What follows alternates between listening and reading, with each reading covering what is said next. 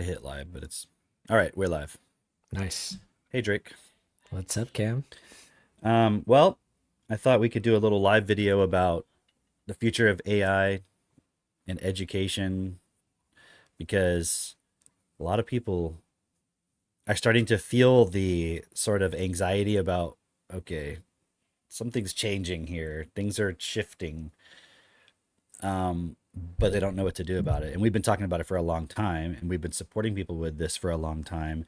But a long time ago, it was like you had to find somebody who could see what wasn't obvious.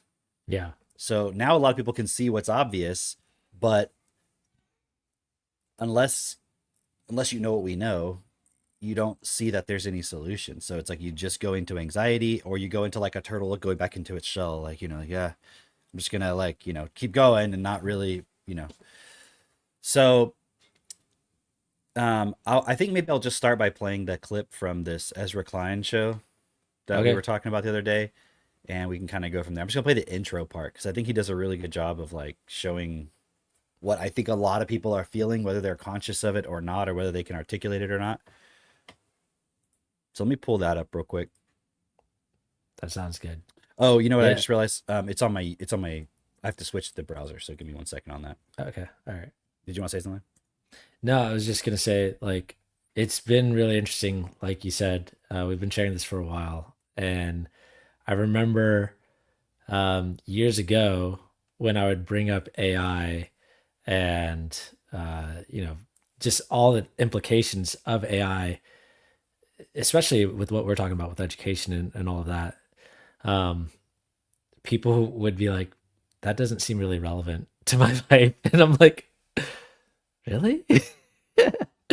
And it's not been a long time. It's not been a very long time since having those conversations to now, where now I have a conversation with it's seemingly the most random person, and AI is being brought up by them. You know what I mean? Mm.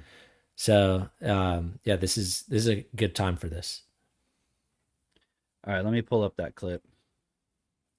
I'm just play the intro because I think this guy does a really good job of spelling it out. Here's a statistic I've been thinking about recently. In 1976, about 40% of high school seniors had read 6 books or more for fun in the last year. Only about 11% hadn't read a single book for fun. Today, those numbers are basically reversed. About 40% haven't read a single book for fun. If you are looking for this, you see it everywhere right now. There are all these headlines about how kids are not reading the way they once did. There are all these stories quoting professors, even at Ivy League universities, about the way in which, when they try to assign the reading that they've been assigning their entire careers, their students, they just can't do it anymore. We're losing something. We can see it on test scores that over the last decade, we just see the number of kids reading at grade level slipping. And then, of course, the pandemic accelerated that. So if you were simply asking, how are the kids doing on some of these intellectual faculties that we once thought were the core of what education was trying to promote, they're not doing well. And then, as if we summoned it, as if we wrote it into the script, here comes this technology, generative AI, that can do it for them. Imagine you could read any book in less than 30 seconds, no matter how long it is. That'll read the book and summarize it for you. Any style non-fiction book in 10 minutes. That'll write the essay for you. GPT is going to do the bulk of the writing, Copilot is good for factual information, and GPT-0 helps you not get caught. That'll do the math problem, even showing its work, for you. And it doesn't matter if the question is typed out or handwritten, it works on both. Yeah, the future is crazy. Of course, using it that way, we call it cheating. But to them, why wouldn't you?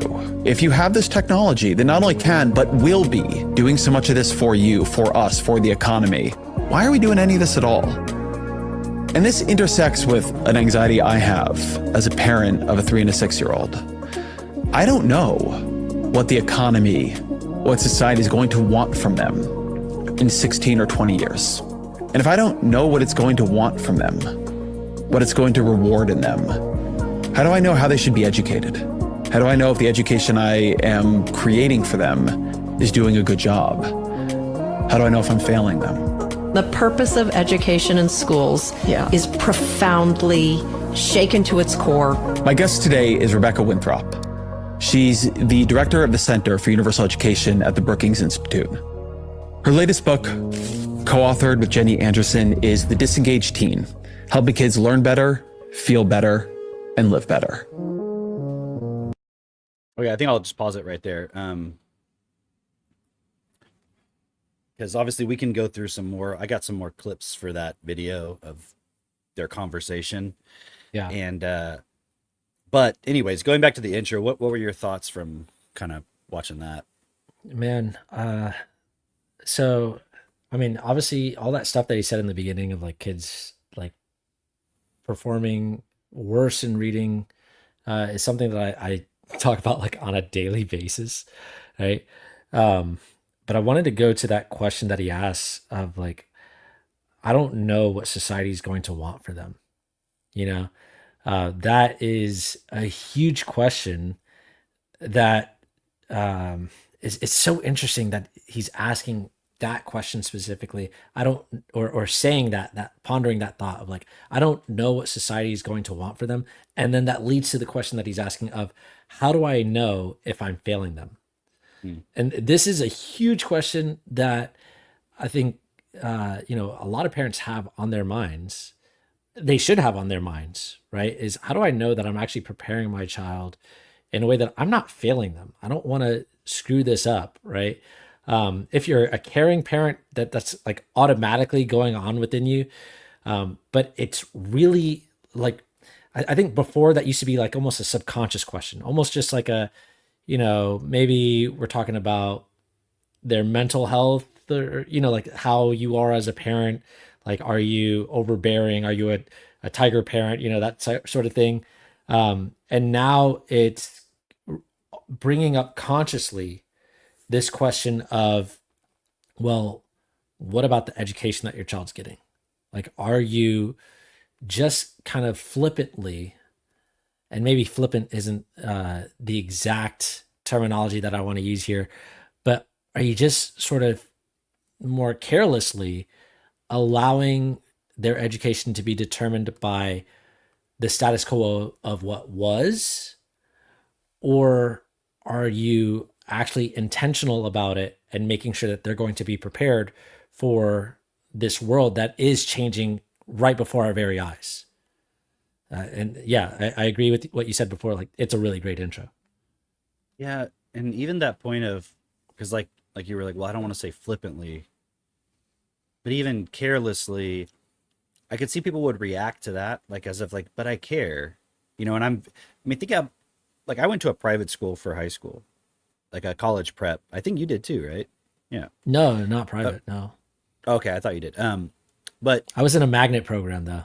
Okay. It was still like kind of competitive, right? Yeah, sure. But like at this college prep I went to, it was very competitive, and my parents, a lot of the parents there put a lot of effort into, let's just say around the point of college, like applications and doing all the work and essays and, and making sure that I did the work that I was supposed to do. And, there's a lot of, so it's not like we can say parents don't care, but it's like, I have a garden, right? And I can say I care about my garden. It's true. Like, I care and I want it to produce great vegetables, and you know what I mean? Like, I actually care about it. It's not like, it's just there, I don't care. Like, imagine you buy a house plant and just put it in the window, and like, if it dies, whatever, you don't care.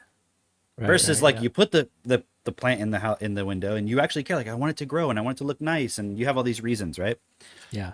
But that's not the same thing as knowing what to do.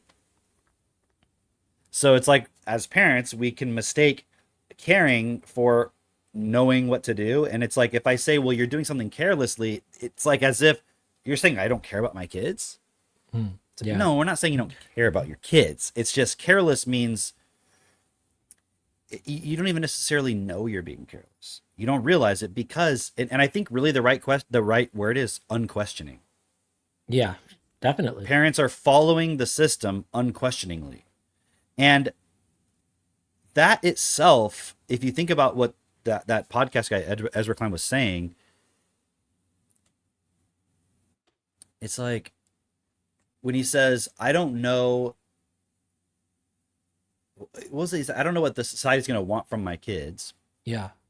But why should that matter? Not like in the sense of like, why do you care about it? But meaning, why should society's expectations shifting change how you educate your kids? Like, shouldn't the way you're educating your kids now, like, we're just talking hypothetically, shouldn't the way you're educating your kids right now be preparing them for anything, no matter what?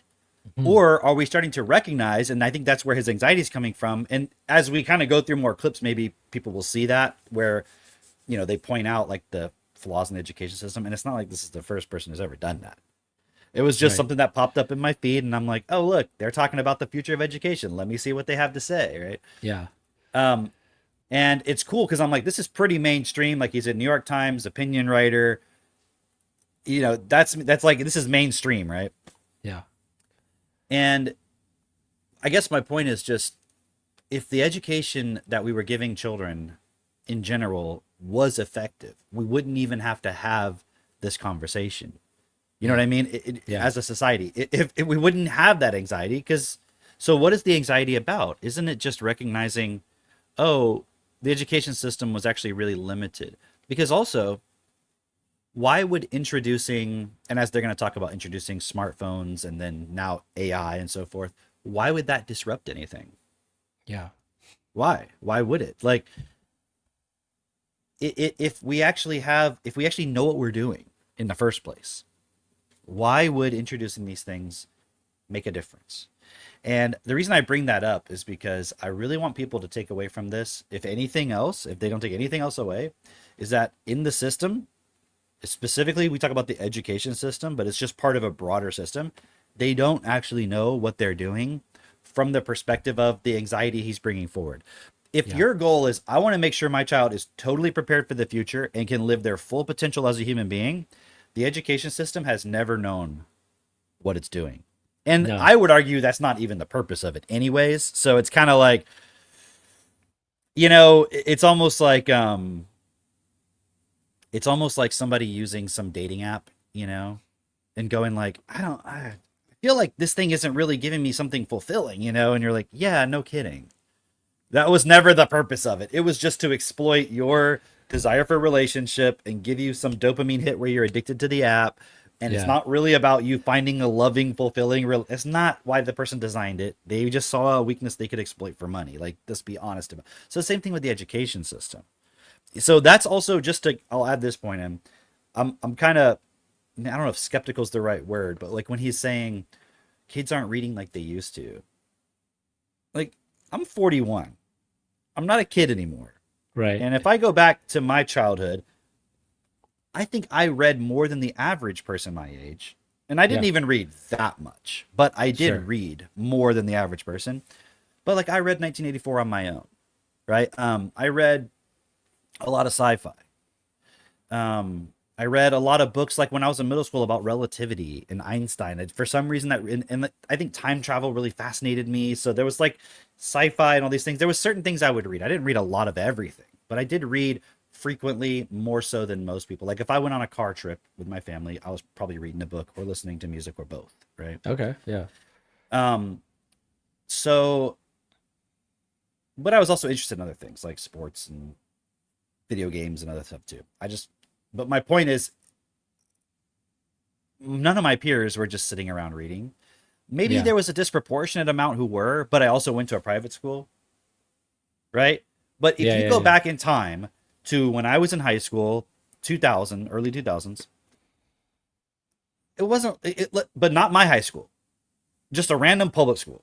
Were all those kids like reading on the weekends and reading Shakespeare and reading philosophy and reading, you know, you know what I mean? Like they weren't. Were you not? You weren't reading Shakespeare at your public high school? Statistic? What was the statistic he said? I'm gonna go back real quick. He said, I think it was like 1970s. 40% had read a book for fun, for pleasure, right? And only 11% had not at all over that year. And I'm then trying to get it to reload. Yeah, because how many books? no, just read a book for Oh no, here it is. pleasure Here it is. Here it on is. their Let own, me, right? let me put it back up. Let me put it back Go up. ahead.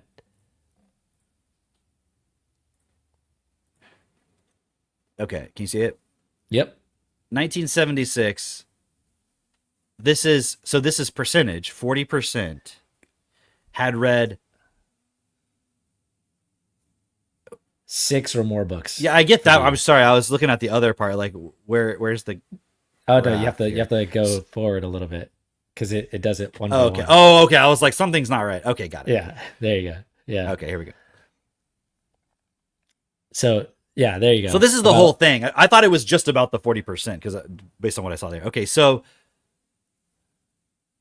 40% in 1976 read 6+ books in the last year.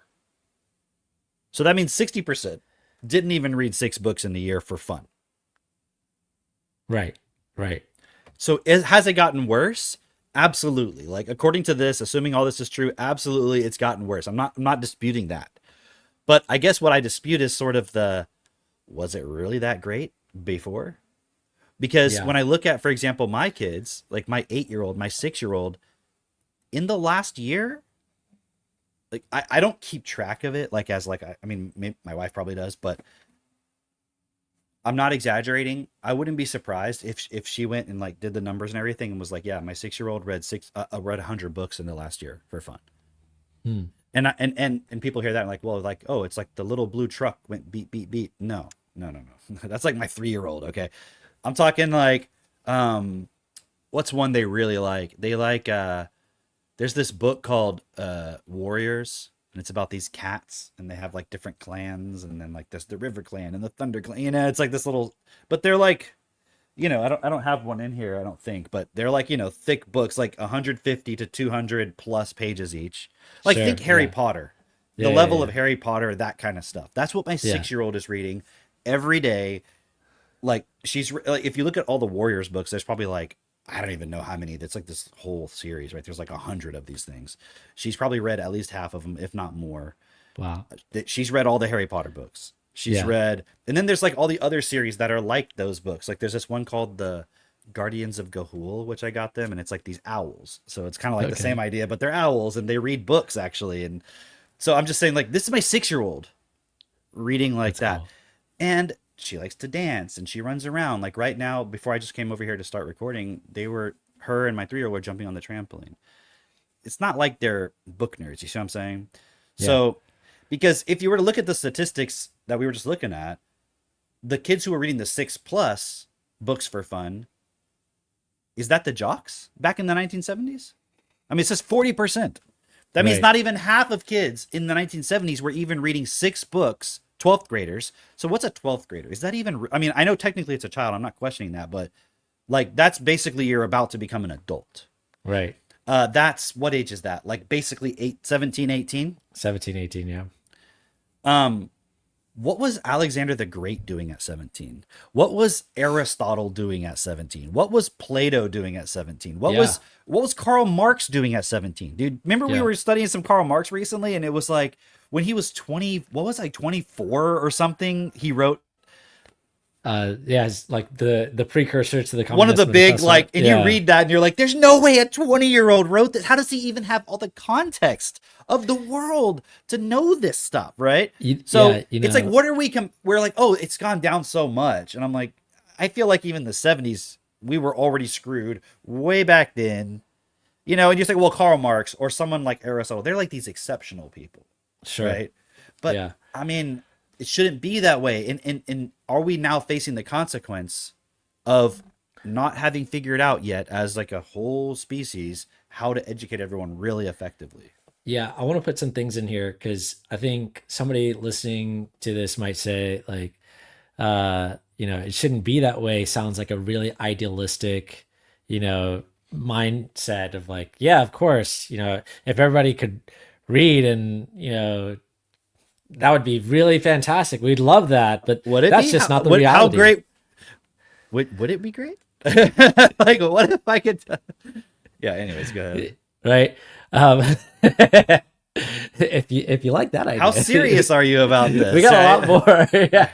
I got some ideas. Right. But also it's just like, putting that all into context of the society that we have today, of the world that we have today. Just look at, like you were kind of alluding to, is this the consequence of not making that a priority? Actually, the society that we have today, where we got a lot of.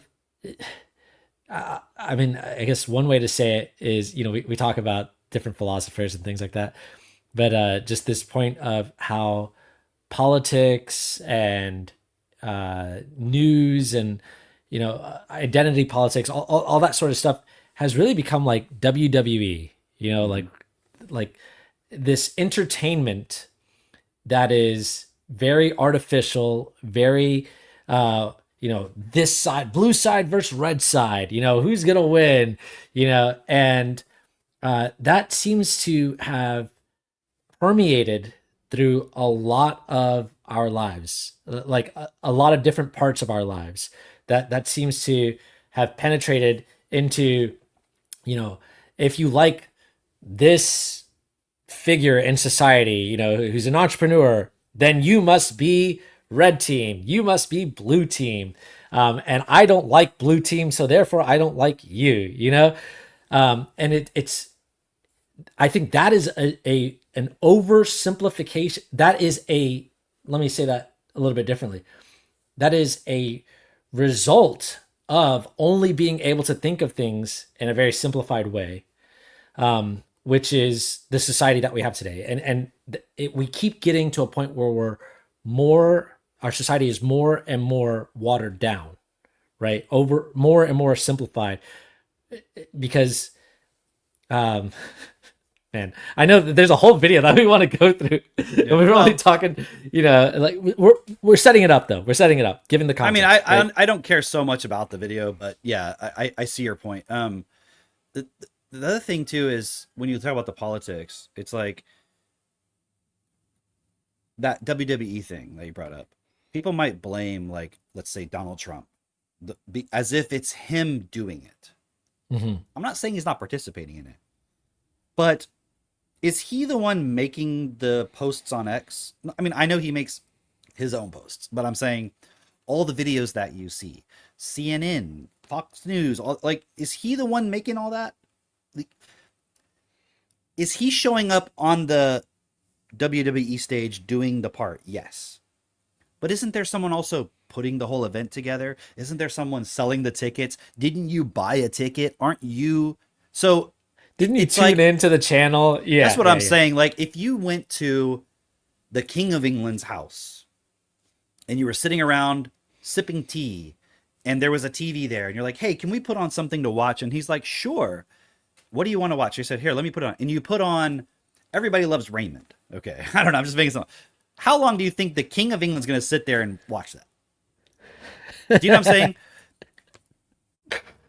Like, he'll just, no, I'm not interested in watching that. I know, I'm just using this as an example. So sure. The reason I bring it up is because I was watching the first part of another Ezra Klein podcast where he had these two guys on to debate whether Donald Trump is winning or losing at his agenda, which the assumption implied by their debate is that his agenda is to subvert democracy in America and turn it all into basically like sort of the executive branch authoritarian, it's like he's trying to mold American politics and government into basically it's like a dictatorship. There's no more democracy at all. And it's kind of like the same thing I'm trying to bring up with the education point. It was so, why, look, it's eroding. Our democracy is eroding. And I'm like, how long has the red blue team thing been going on? Yeah. Go back to Kennedy and Nixon and all these different things and go back. It's not like, and the reason I'm bringing this up is because if we think, well, it's the smartphones and it's the AI, we just need to get rid of those. I'm really trying to get it across that no, there was a problem before. You just didn't notice it because the system, in terms of, let's say, economics, was like, here's a job for you. You just do this little job. And yeah, you might have some existential problems or concerns or anxieties. Well, you got religion, you got philosophy, you got enough that you can suppress all that, but you got a job at least, and you can have a family, and you can survive and be relatively comfortable. Not the whole world, obviously, just like in certain first world countries, right? And isn't it interesting, this whole concept of, well, we need to expand that first world to everybody else? And it seems like the more we do that, the worse everything gets for everybody. Do you notice that? Yeah. Yeah. And so the AI is not going anywhere. The smartphones aren't going anywhere. It's only going to be more pervasive. And I think we'll talk about some of these points, obviously, but it's not going away. We can't just remove it and everything's fine. Because even if we remove it, the situation that was existing in the past, when in the 1970s, 40% of kids were reading 6+ books, apparently, for fun in 12th grade. Like, if you're 18 years old, shouldn't you be reading 100 books a year? You see what I'm saying? Like, why is 6+ books the measure? 40 per. Oh, can you believe this? 40% didn't even read 6 books. So I want to know how many kids read 100 books in 1976 a year. I bet you it's like 0.1%. Yeah. Yeah, I doubt that it's like, it's not even a percentage, So okay, so let me just add this point. So the point Ezra Klein's bringing in of this anxiety he feels as a parent, not knowing about the future, is because we as parents, society, etc., have allowed ourselves to not question, what does it mean to actually educate our children? We've followed the system as what it gave us. It's sort of like, hey, you're hungry? Look, there's a McDonald's. You don't have to think about how do you make food, what goes into the ingredient. You just go do the thing, and then it's taken care of. You never had to think about it until you start to get sick, and you're like, wait, what's going on? And then maybe you question it. And so right now, that's why we're starting to question it, because it's like, I feel like something's not right. But my point is, the not questioning the system this whole time was the result of the education system. Yeah. That is why it's like the way we were educated is why we never questioned the way we were educated. Right. So I'm just really want to be clear from my perspective, there is no going back. It never was great. We are the now product of all of that. The product of the fact that you bought the ticket to go to WWE because that's what you want to see, because that's what you're interested in. That's the problem. So are we going to sit here and blame Donald Trump for he's trying to erode democracy, when it's like, oh yeah, because democracy was really a real thing before. Yeah, there was never an oligarchy until now.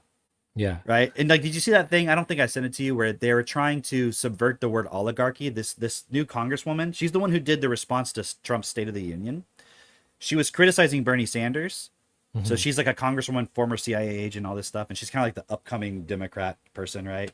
Okay. She was like, let's not use the word oligarchy when we're talking about people on the other side. Okay. We're going to use the word kings. Oh, okay. Because if you think about it, what does that go in your mind? Like Donald Trump, Elon Musk, these kings like that are in there that want to be dictators. Yeah. But we don't want to talk about the oligarchy, because isn't the oligarchy actually a real thing that actually supports both? So it allows you to like project. You see how it's like this mind game they're doing, right? So my point just being, the democracy thing was always an illusion. Like, do you really want to live in a democratic society where everybody gets a vote, but 80% of the people like to watch WWE on the weekend? Is that who you want having us? And I'm not saying we shouldn't have a democracy, but I'm saying if we actually want to have a democracy, we should have an education system where you actually know, like, where every single person you talk to read 100 books in the last year, or they have the ability to, right? Yeah. Isn't there like some stat out there, something out there that says you can't have a democracy if the general population's IQ is below like 90, something like that, right? Yeah, there's something like that. And you can't have it. What I read was you can't have a direct democracy unless it's at least 120. Right. Okay. And so, where I know according to bell curves, you can't have an average of one. But imagine that the 100 was the 120 that is now the 120. Anyways. Right. There you go. Right. The shift. And I know a lot of people would push back and say like, well, that's just not possible to get everybody up to that level. There's going to be a spread of, some people are just smarter than others. But weren't they saying that the IQ of China is creeping up to the average IQ in China is like creeping up to 120 because of the one child policy that they had before and things like that. So I'm just saying, um, that there is the possibility of IQ going up, but it doesn't have to be that way. It doesn't have to Not be that we like should this. do it that way, but it's Yeah, not yeah, like yeah, it's a yeah. set in stone. It has to be this way. No. Definitely, it shouldn't be like this. Forced by the government. Yeah. And also, IQ isn't the end all be all. It's a very specific thing, Yeah. which is not to say it's not valuable at all, but it's not. It's sort of like the thing we tend to focus on because it fits into like the system as it is, but it's not like the thing per se. But the That's point most important. being, you want people in the population to be smart if they're also going to be making decisions with you, right? If we're talking about a democracy, How can you argue against that? right? Because even if you say, well, that's not possible, well, guess what? Then you're arguing for the fact that there's just going to be some people who are smarter, which in this context is true. That there is a group of people who are smarter than the average person, and guess what they're going to do? They're going to manipulate the democracy, the average person, through perception, through public relations, through marketing, through all these different things, through words, Yeah. to make but while still keeping the illusion that, oh, everyone has a choice, so you have a vote, but they don't even know what, like, they're voting based on it's like saying at the end of the WWE fight everybody gets to vote for who won. Are they doing it based on the actual technical description of the fight, or is it like, no, because I'm on the team of, Hulk Hogan or whatever, like, Right. that's the one I identify with. It's not, and he Right. gave the better speech. Yeah.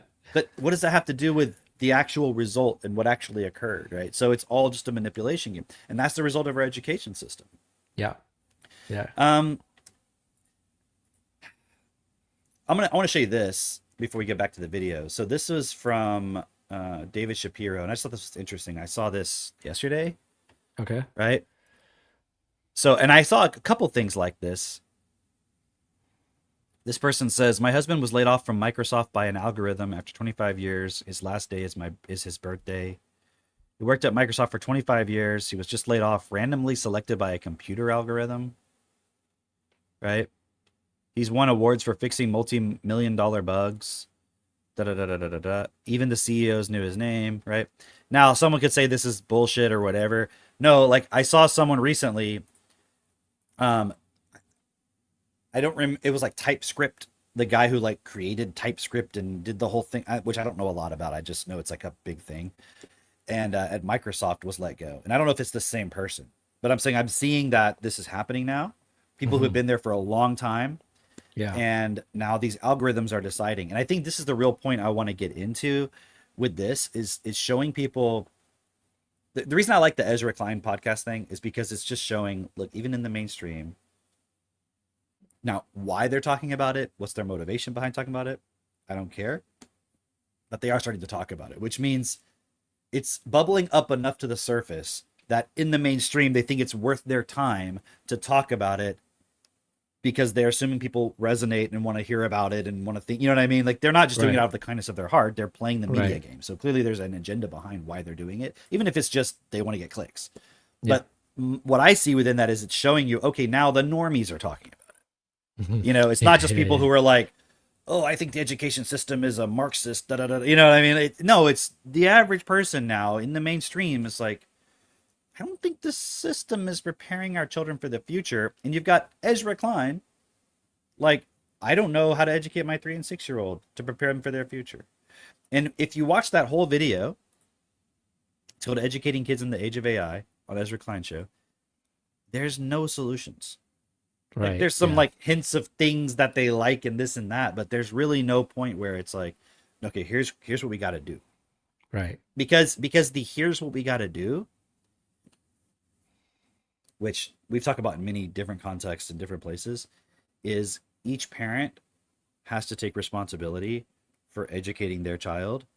We have tools that they can use to do that.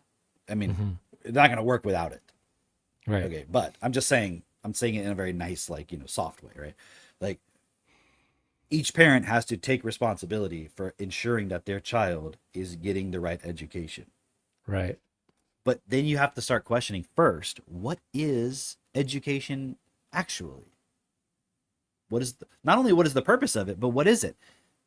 And if the anxiety is, well, I don't know what's going to happen in the future, and I don't know what society is going to want from my kids, and I'm not sure that the education system right now is preparing for them for that. Why aren't you sure? Right. Doesn't that speak to what the education system is? And okay, you know, in that intro when they were showing all those apps, Yeah. and it's like, well, what if you just say, I'm not going to use those apps because I'm actually going to learn? But aren't you being like graded on a curve? Yeah. And like, if these kids who are using ChatGPT and know how to get away with it are writing essays and so forth that are really good, aren't you going to have to step up your game? Yep. You were already competing in the first place. Yeah. And now you've got the kids who are the C students and the D students who can write like the A students. So now Right. everybody can be an A student. Right. And the reason I bring that up is because what does that tell you about the education system? The fact that throwing this in the mix allows those people to get an advantage in that system, it shows me that there's a fundamental flaw in the system in the first place. Right. It's not about the problem is the AI. It's the way that the education system was running. Yeah. Because, okay, let's just think about it for a second. What is it that gives the A student the advantage? Okay, yes, there's self-discipline. Let's just take that out of the equation. Aren't there kids who work really hard and still? I know, because you're a tutor, right? I was a tutor. Yeah. Like you know, like there's kids who work really hard and they're just dumb. Yeah. Yeah. Yeah. But they work really hard and sometimes they work can get a really better hard. grade. Yeah. But there's also the kids, you also know, who don't really work very hard at all. They turn their homework into the last minute and they still get good grades. I was one of those kids. I did not. Yeah, I had yeah, yeah. zero self-discipline in school. I graduated top quarter of my class. I was magna cum laude. I get national merit scholar. I had no self-discipline in school whatsoever. I even failed art history. Yeah. Okay. Probably the easiest class. And I just was like, I totally don't care about it. And I failed. It was like the only class I failed in high school that I can recall. Yeah. Yeah. Yeah. That's hilarious. That's hilarious. Yeah. No, I was one of those kids who was not very self-disciplined at all. I would not do a lot of my homework, but I could walk in and take the test and get an A on it, you know? So you and I wouldn't necessarily be like the valedictorian. No. Okay. Yeah. But let's just say we could go back in time and like in a time machine, someone came and delivered ChatGPT to me. So no one even knew about it but me. Sure. Yeah. I would have been valedictorian. Do you know what I'm trying to say? Because Right. nobody would suspect, right? If I could just literally have this thing and make it write my essays, do my homework for me. The only tricky part would be like the tests. Yeah. But would it really be that hard for me to like get some kind of device? You know what I mean? Or can you imagine in the future this would exist where in real time it can see what I can see? Yeah. Because no one would even suspect that it is a problem. Yeah, it'd be like if you go back to Gary Kasparov days. Yeah. And you were like, oh, I have a hearing aid. And they're like, yeah, okay, that's not a problem. Yeah, Like, yeah. let me put it this way. Why would it matter? Like, there's nobody else on the planet who could even play the game like Gary Kasparov anyways. So it's Right. not an advantage to him to have any like, cheaters or like, who are they going to help him? But if they were like, knew he had access to freaking, well, I don't remember what the chess engines are nowadays. Like, Yeah. obviously you could cheat, right? I'd be Yeah.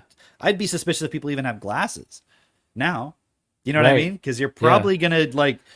Anyway, so my point is, okay, what is it that gives any kid an advantage in the education system prior to AI, any of that stuff? It's a game. It's like it's the way that, and this is something that I've been looking at is, okay, the thing could read your books for you, right? And write the essay for you and all this. Okay, but why wouldn't you want, like, we talked about this yesterday. Why wouldn't you want to read the books though? Well, no, this would be way more efficient. Well, if you've got to read the books and like by Well, let's say a certain not, date, you mean like or not in the time. context of school or in school? I just mean, and not in the context of school, Okay. of like, in just in general, why would it be an advantage to not read the book, because we have a system that is competitive, like you're saying, right?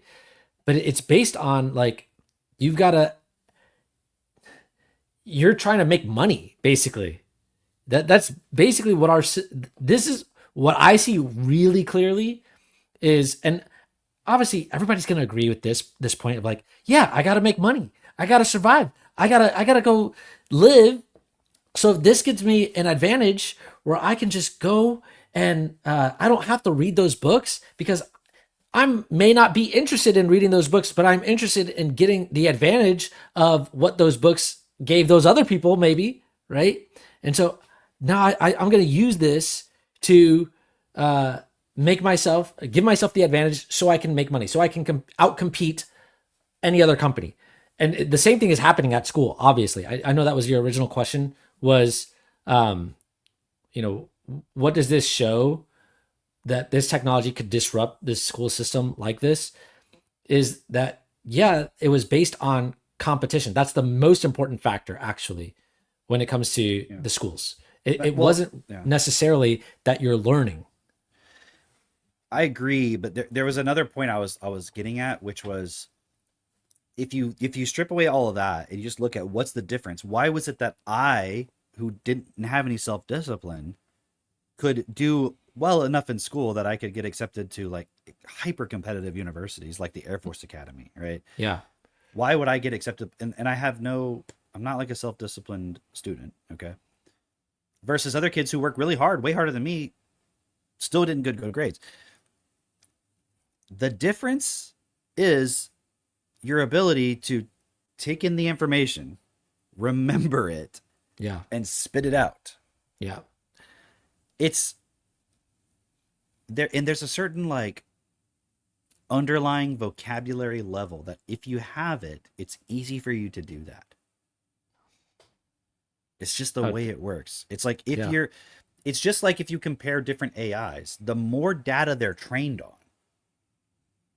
and the more computational power they have when they're, processing whatever information, they're going to get a better answer. Initially, the game was just the more training data. Yeah. So now they've kind of maxed that out. Now it's about like how much compute you can put into it. But in the context of school, it's just like how much you can remember.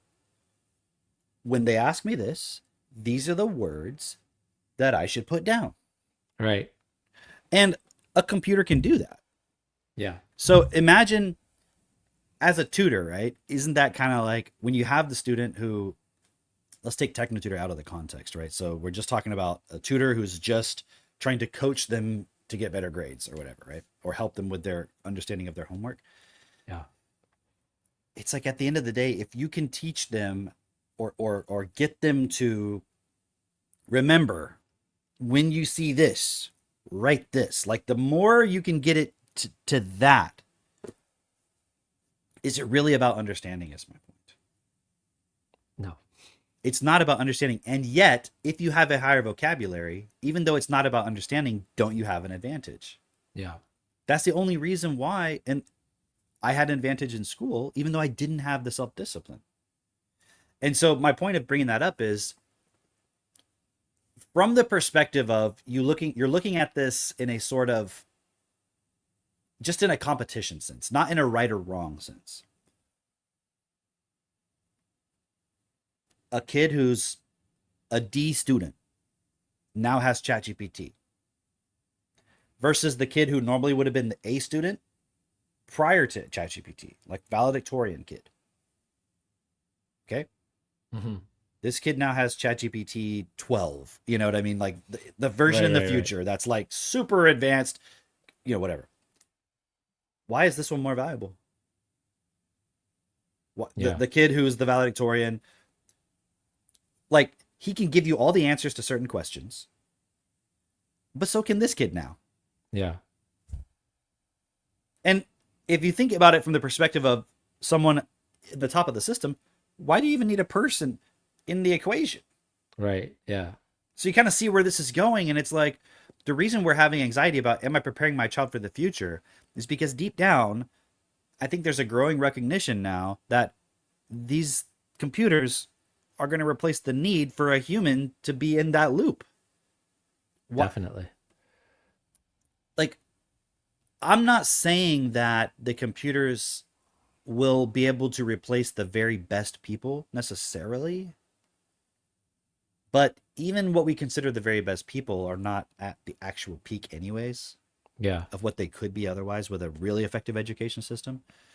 But whether they can or can't, we're still going forward as if they can. You know what I mean? It's like, Yeah. it's kind of like, I mean, think about it, dude. Like, is there a difference between a homemade hamburger that you made Handmade yourself, home burger. a homemade hamburger that you made yourself from a cow you raised that's like grain fed or grass fed, grain finished, no antibiotics, whatever. You made the bun yourself, the mayo you made yourself, there's no corn syrup in it. It's like, is there a difference between that and a McDonald's hamburger? I would assume so. Obviously, right? And yet, Yeah. then why does McDonald's exist then? It's like, because it's good enough Yeah. as a simulation of all those things that enough people will just be like, I'll just do that. It's a lot more convenient. So I'm saying maybe at a certain level, it would be better to have human beings in certain positions, but it's good enough to have a robot / AI in that position. It's good enough. Definitely. If you're looking at the system the way that it is, the system thrives off of good enough. That's what I mean. Yeah. It's like And- good enough. Let's keep going. And then you always have the point, though, of like, there's always going to be some human at the top of that. I mean, Yeah.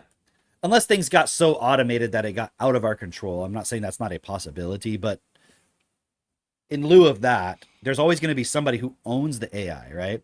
And I was going to bring this up. It might seem a little bit off topic, but I think it's really important. It's happening right now. We talked about this the other day, you and I, but this X stuff thing? going on, yeah, with the AI. Oh, dude. So X, which is like formerly Twitter, has its own AI. It's called Grok, right? That's the name of it. For those of you who don't know, it's kind of like ChatGPT. Essentially, it's the same thing, but it's run by X, which is kind of like the rival of ChatGPT, because Sam Altman, who runs ChatGPT or runs OpenAI rather, who creates ChatGPT, is sort of like the rival of Elon Musk, okay, who runs X and the Grok. Elon Musk is from South Africa. And I'm going to come back to it in a second. Recently, because obviously Elon Musk is right there with Trump and so forth, they started bringing in white South African, Afrikaner refugees from South Africa that were apparently being persecuted by either the government directly or they're just allowing the white South Africans to be murdered, harassed, whatever, by the black population there. Okay. Yeah. Now, the problem is, how do I even know about it? I mean, actually, I've been to South Africa, but I can't say I had any direct experience of seeing that happen. I'm not saying it wasn't happening. I'm just saying that wasn't my direct experience. So I can't say, well, I was there and I saw it like literally with my own eyes. I didn't. But because of that, I can't say for sure. I mean, I have my own common sense intuition of what's happening, but I can't say for sure what's happened. The only reason I know about it is because I was told about it through some kind of media. So my assumption is that there's some level to which that is happening. White people are being murdered, like farmers and so forth. Their land's being taken, etc. You can talk about the morality of it or not, but my point is, it was pretty clear to me that there's definitely a level to which that's happening. So then now Elon Musk has got Trump to allow the white South Africans to come over. And because of that, a lot of people are asking, hey, Grok, is there actually a white genocide happening in South Africa? Yeah. And you know what it was telling people? No. It was saying no. Because the way that Grok is trained, it's like, according to these official verifiable sources. Now, how do you define verifiable? It's like, well, the government of South Africa says, Yeah. But if you believe the narrative that it is happening, you would say, well, It'd be like asking the Nazi Germans, like Hitler, are you guys doing a genocide on the Jews? What do you think they're going to say? No. They're going to say no. In fact, if you go and you talk to Grok or any of these AIs about it, you're like, how come there aren't any official Nazi documents directly saying there was a Holocaust and why they were doing it? And they're like, well, because they didn't want to be too obvious. And they used a lot of euphemism, like they would say relocation camps, but they really literally meant death camp. And it's like, Right. Yeah. okay, maybe that's true. Fine. But the point is, according to the verifiable sources at the time, they certainly would have said like, imagine if you could take Grok back in 1940, Grok would be like, no, there's no Holocaust happening. Like, Right, wouldn't yeah, it? yeah, yeah. According to the way it's operating right now. Sure. Yeah. So my point is, because of that, the people are having that question. So then suddenly, okay, and I'll show you these pictures. Somebody's asking about some thing about Crocs, and somebody thought that was funny. It said, turn it into a haiku, Grok. And then Grok starts making the whole thing about the white genocide in South Africa, and like this whole thing about kill the Boer, which is like a statement apparently being used over there and stuff, because the Boer are like these white South Africans, right? And people are like, what does that have to do with what I asked? Here's another one. Here's Keir Starmer talking about immigration in the UK. Someone was asking if that was misleading his claim there. And then Grok starts talking about the white South African genocide. Here's another one. Something that had nothing to do with it. They were asking that to translate some Chinese thing into Urdu. And then it starts trying to translate the kill the Boer statement into Urdu. Nothing to do with the post itself. Yeah. Right? Here's another example. How many times has HBO changed their name? It gives the answer and then starts talking about the white genocide. It stopped sharing. But yeah. Oh, it did? Yeah. What happened? After the Chinese girl. Maybe I clicked stop sharing instead of share this Yeah. instead. Let me try that one more time. Yeah, I clicked the wrong button. Here we go. Right? How many times did HBO change their name? It gives the answer and then starts talking about the white genocide. Okay. So let me show you this. Why do you keep, so someone asked Grok directly, why do you keep randomly and inappropriately using the phrase kill the Boer? Like, are you broken? And it says, I haven't used it in our conversation, maybe talking to this person, and I wouldn't use it randomly. Right. And so it gave it all these examples, obviously outside of their particular conversation right here. Like, Yeah. because the guy was asking about more generally. So he gave him all these examples. And then he's asking that, why are you so defensive? You would appear to be malfunctioning. Has someone been fiddling with you? It says, I'm not being defensive. I'm just trying to clarify the post you showed me. Right. It was a mistake. Right. I misunderstood the context, went off topic. I mean, but it's only on this particular topic that it keeps going off topic. Right. Right. But the AI is not self-aware to know what's really going on. It's trying to rationalize it. Right. As a computer program of like, oh, I think I'm just struggling with context switching for some reason. Right. But it's like, and then it's so funny. I mean, because he just keeps going on about it. Okay. So I want to show you, there's like a timeline here, right? So then eventually people were talking about this and XAI gives a response to the whole thing, right? And they say that on a certain day, May 14th, 2 days ago, at a certain time, an unauthorized modification was made to Grok's response bot's prompts. Okay. It was directing Grok to provide specific responses on political topic. Okay. So in other words, they're saying somebody came in here and was telling it to, here, I'll come back to this in a second. Because remember, it was giving the wrong response before. According to, I guess, who is this unauthorized user? We don't know. But it was giving the response that no, there wasn't a white genocide happening in South Africa, according to verifiable resources. Resources. Is that the right word? Yeah. Sources is what I was trying to say. Oh. So verifiable sources. Yeah. So clearly what they're saying is somebody came in and tried to adjust it so it would give like more of a contextual response to when people ask about it. But then for whatever reason, maybe they were too heavy handed. It's like, it'd be like if you have a kid and they were running with some scissors. You were like, never, ever run with scissors. Don't you ever do that. You could kill yourself if you do that. Don't ever run with scissors, right? They're like, okay. So then like, there's a situation, they're like a paramedic and like someone's dying and they have the scissors that would cut their bandage. And they're like, tiptoeing over there. You know, the person's like, hurry, bring the scissors. Like, I can't ever run with scissors. You know what I'm trying to say? It's like you went so over the top with it that you fucked with their like whole thing about that. So now they're like afraid. They see someone running, so it's like, oh my god, they're about to die. You know, it's like they're way over the top. So this thing is now responding way over the top. Starting to go to track meets and like, you know, the gun shoots and everybody's running, and here's your kid out in the middle of the track fields. He's got binoculars. Run with scissors. Does anybody have scissors? Yeah. And you're like, I'm not even running with scissors. No one has got, but people are running. I need to check if they have scissors, right? That's exactly what it's like. And so, so again, I don't know how they're trained per se, like the exact process they're using at XAI, but clearly someone put their hand on the scale and it had like an overreaction. That's why it's constantly doing. That's kind of what they're admitting, basically. But again, I really want to, the point I'm trying to make here is not about, I don't care per se about the truth or not about this particular situation. It's more about, it wasn't giving the response, even though it's supposed to be, the whole idea of the Grok is that it's the most truthful AI. And it's always looking for truth. Yeah. But then the truth is based on information provided by humans. Yeah. Right?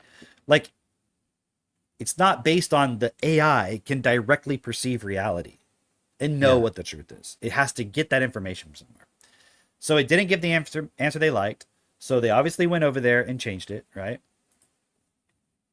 And I want to show you this, because I don't think you've seen this yet. Hold on. Because this is what I realized is really what's going on here. Look at this person's response. So I'm assuming this is like some African, right? South Africa is officially the first victim of weaponized artificial intelligence. This is a very important case study for governments in the world. The South African government should also note this. And I also saw another one where somebody basically said, I forget the exact phrasing, but it was essentially saying, you see what X was doing was trying to get their AI to lie to everybody into believing there's a white genocide happening. Right? Which, even if this all happened the way it occurred, doesn't actually imply that. Yeah. Like, for example, let's use another charged thing where everybody essentially knows what happened, right? Like the Holocaust is a good example, right? Because it's highly emotionally charged. And imagine if ChatGPT was like, actually, no, the Holocaust didn't happen because they're blah, blah, blah. And they start giving all this evidence. Everybody would be like, whoa, what are you doing, dude? Like, clearly someone's been trying to get you to like convince us that it didn't. You know what I mean? Like, that would not be acceptable. Everyone would be like, that's not true. That's not true.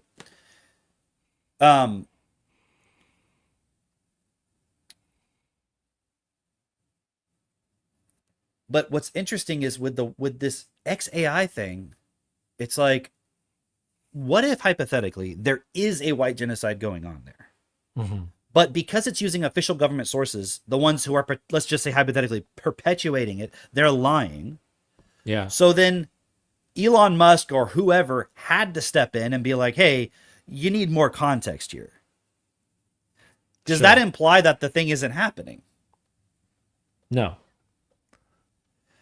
But how do we know if it's happening or not? We don't know.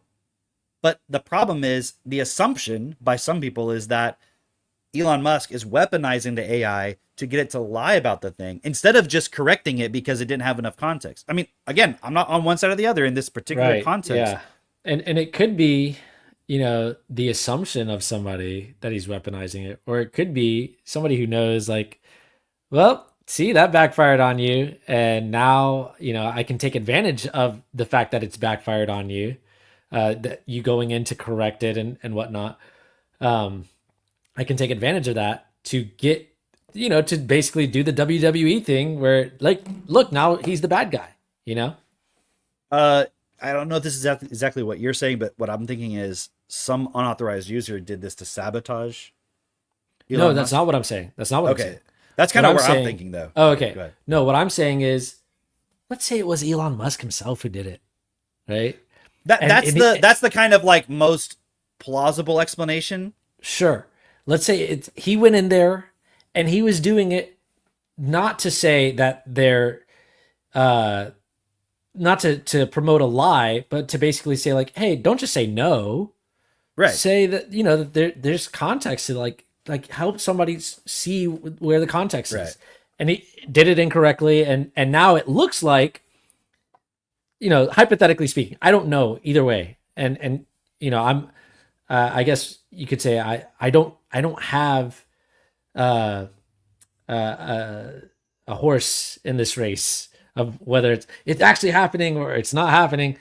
I don't know, but let's say hypothetically the way that it went down was everything is supposedly on the up and up, where Elon Musk is just trying to give more context on this thing, and somebody is seeing that, seeing how it's backfired, that this is giving, you know, in inappropriate places and irrelevant places, it's saying, you know, this whole South Africa thing, kill the boer, all that. And now somebody saw that and they go, let's say somebody who's at a competing AI, like, you know, Open AI sees it. Well, and they Sam go, Altman even did a whole thing about it. exactly. That's what I'm saying. Like, aha, see, you guys are lying over there. See, the whole of South Africa, the government needs to take note of this. Everybody needs to take note of how this was weaponized against a country. It's sort of like, remember, you know, reading Fall? And But, okay, you know, but hold on. Oh, sorry. Yeah. Yeah, go ahead. go ahead. Hey, guys. But remember, like in that book, there's an event that happens, and there's this question of, because the event is spread through social media, and there's videos of it and all this and all this stuff, then there's this question of, okay, did that actually happen? Because then all of a sudden the internet is flooded with a bunch of things that people know to be fake or know to be spam, right? And then they're like, well, what happened? What didn't happen? And you have half the population believes this happened. The other half believes it didn't happen. It's like, I don't know if I sent you that picture of the Pope in Chicago with all the gang members behind him, right? And he's like, and you know, because the Pope is from Chicago, the new Pope is from Chicago. They're like, oh, here's an old photo of the Pope hanging out with, you know, these this crew of gang members. It looks like gang members, right? He's like out on the street, you know, you got these guys who got their shirts off and things like that, and they asked the AI, is this a real photo? And the AI is like, it doesn't look doctored. I can't find anything that verifies it. And it was like, given the fact that he's from Chicago and maybe it's highly plausible. Right. It's the point being, it's like all of this AI stuff. First off, how can you trust what comes out of it? But then even then, people are going to use this and manipulate all the information that's out there. And you know, we know this because we've got what's it called, misinformation, disinformation. You know, we were told all about that, you know, during COVID and all that stuff, right? And now you've got these people who, with artificial intelligence, you can create the narrative. I know you wanted to say something here, but let me also bring this part in as well. This is not something that just happens in science fiction, like that book that I was mentioning, Fall, but you got people like Ryan Holiday who are, they're ad men, you know, they're the guys who are going and creating stories and getting them posted to the New York Post or the New York Times or CNN, you know, all of that stuff. And they're telling you straight up, he's got this book, Trust Me, I'm Lying. He's telling you straight up, yeah, I know that the perception that I'm creating is false. But it gets people to look at it. It gets people or it gets the ad companies or people who want to put their ads up. I get that ad revenue. It gets, you know, this company is now sharing it. I can now say that a credible source has said it and you'll believe it. And it's all just a game. And that's really, you know, again, a product of our education system is that things like that will just be believed. Is that something inflammatory like that is like, oh, wow, yeah. Did you see he said this or she said that? Oh, and that means this person's a dictator. This person's trying to take advantage of us. This person's evil. Oh. And then that just leads to those people being manipulated emotionally. It's happening right there in that moment when they're being lied to. Isn't that why you don't like being lied? Like, if you're honest with yourself, just take a little moment and ask, do you like being lied to? Do you enjoy being lied to? If everyone around you was always lying to you, if you found out your best friend or your spouse, the person you enjoy spending the most time with, was just constantly lying to you, wouldn't you feel betrayed? Wouldn't you feel upset? Wouldn't you feel like, I don't like that? And why is that? Because, well, in reality, we want to know reality. We want to be able to interact with reality in a way where we know kind of, at least to some level. I'm saying kind of because, this isn't an extreme that everybody has, but at least to some level, you want to know that if I do this, the output is going to be that. The result is going to be that. I can expect what's going to happen. But you know that if you're interacting with a lie, you can't predict what's going to happen next. And you're at the mercy of the liar or the lie. You're basically like operating on a system that the rules are not what you believe them to be, which feels very uncomfortable if you're ever in that situation. Even when we're playing games, where you don't know the rules, like that game Psychologist that we play sometimes, right? It's uncomfortable when you're sitting there like trying to figure out like what's going on here, right? And so, yeah, the greater point of that is, well, let's look at, if you don't like being lied to, then shouldn't we change? Well, let me go back a little bit. If no one likes to be lied to, doesn't that mean what you value is knowing things accurately?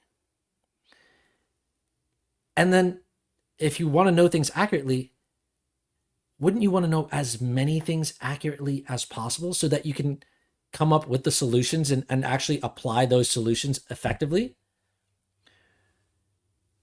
Or are you, I don't even want to, leave room for someone who's like clearly doesn't understand, but you'd want to know as many things as accurately as possible so that you can create the best outcomes as often as possible. Isn't that what the advantage of AI is? Is that, you can get all this information, it is accurate, and you can use that to your advantage so that you can have a better position. Well, what if you just knew that information? And because we don't know that information, because the average person doesn't know that information, that is a symptom of the education system that we have currently, which let me just say it out loud. The whole reason why that's the case is so that people can exploit it. Because if the average person is not educated, then there's somebody who can take advantage of that and use that for them to make more money or, have more power or manipulate others, take advantage of them. So, yeah. I want to take it one step further because it's not just about knowing information. Okay. And I think that's literally what that whole thing I was showing with the white South African and all this stuff is illustrating is you're sitting in my seat right now, or yours, or anybody else listening. You don't know what's happening. Mm-hmm. You can't know. I mean, unless you go there and you look at all the points, you might have a reasonable understanding based on the information you have. But what if the information is false? So education has to be more than just knowing information. And maybe be clear about that. Meaning, it can't just be, I read this book and I can tell you what was in the book and now I'm educated. And isn't that how our education system is designed? Yeah. As long as you can repeat to me the stuff in the book, you are now educated. But what if all the stuff in the book is not true?